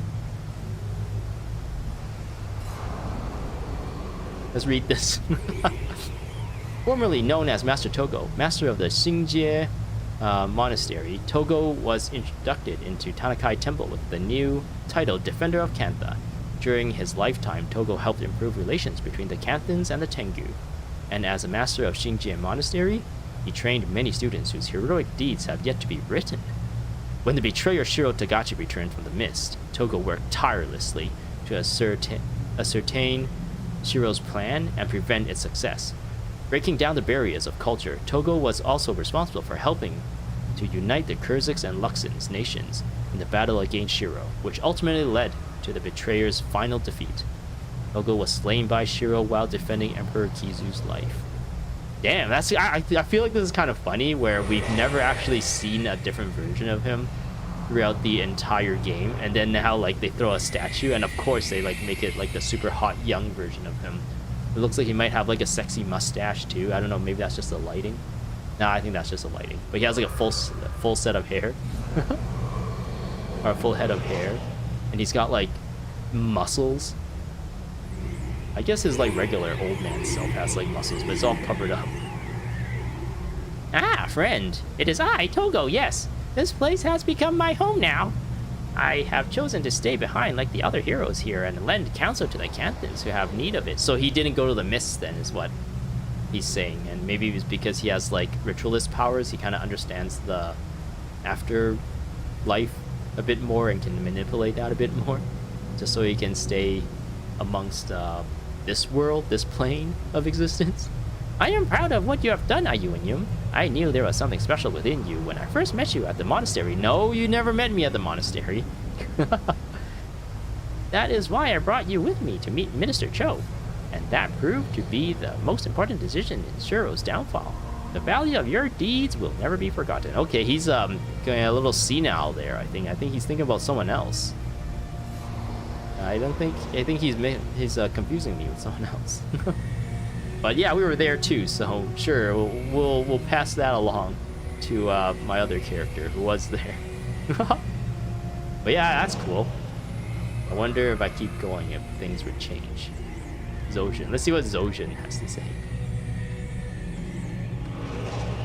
But yeah, if I can't make a decision as to which Xbox 360 game I'm gonna play, I'll probably just continue with this.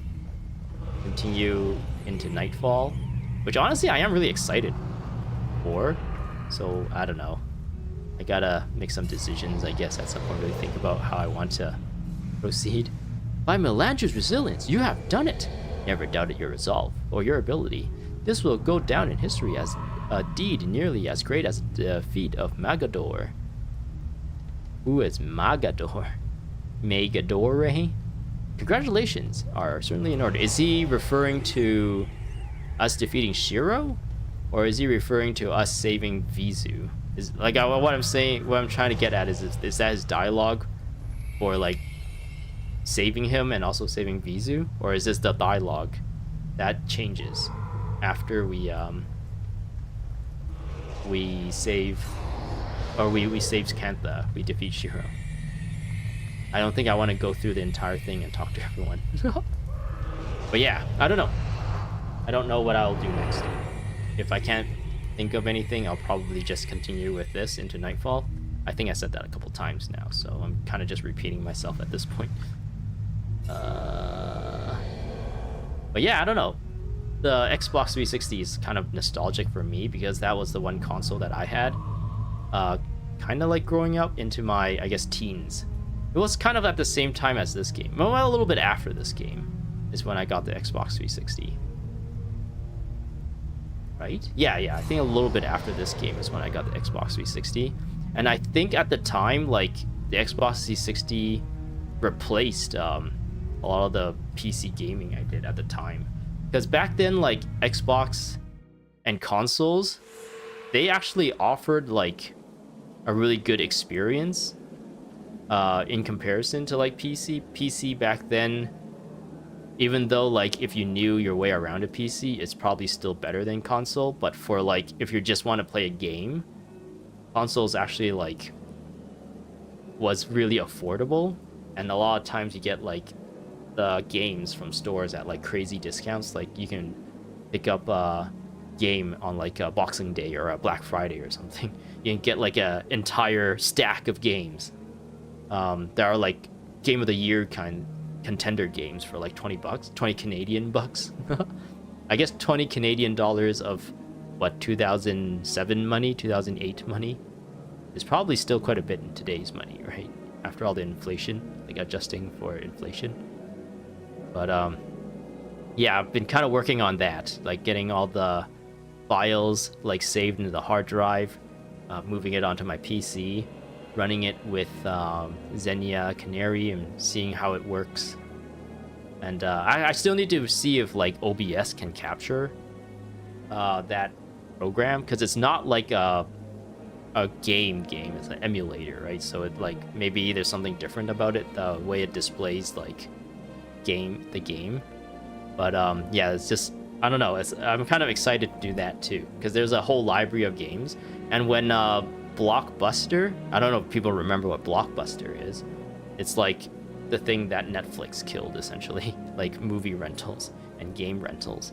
When that went out of business, I bought a lot of games from them for like $2 each because they're liquidating everything. And a lot of those games I haven't even touched. I have like, apparently I had the original Nier. I bought for like $2 that I didn't even know. And later on in life, I played Nier Automata and like loved it. And I didn't even know I had the original that it was kind of like branched from, like franchised from. So yeah, that's a bunch of I need to make a decision on what to do next, I guess, now that I finished this playthrough, this story a little bit. But yeah, I hope people look forward to more stuff that I do. I'm really glad that this whole playthrough had like people in chat and stuff. It's been really fun. I've been really having a lot of fun just kind of like reading chat and getting all these like cool tips and tidbits and all these like stuff. Even like just now being told to revisit Tanakai Temple. That's something I would have never done if I was just playing this myself. And I would never have known that Togo's there and that some of the people had like updated dialogue and stuff. So yeah, this has been really fun. I've been really having a lot of fun with these live streams. But yeah, I guess I should really just head off now since I'm just like rambling. I guess thanks for sticking around. Hope to see you guys in the next one. Have a good night, guys. Bye bye.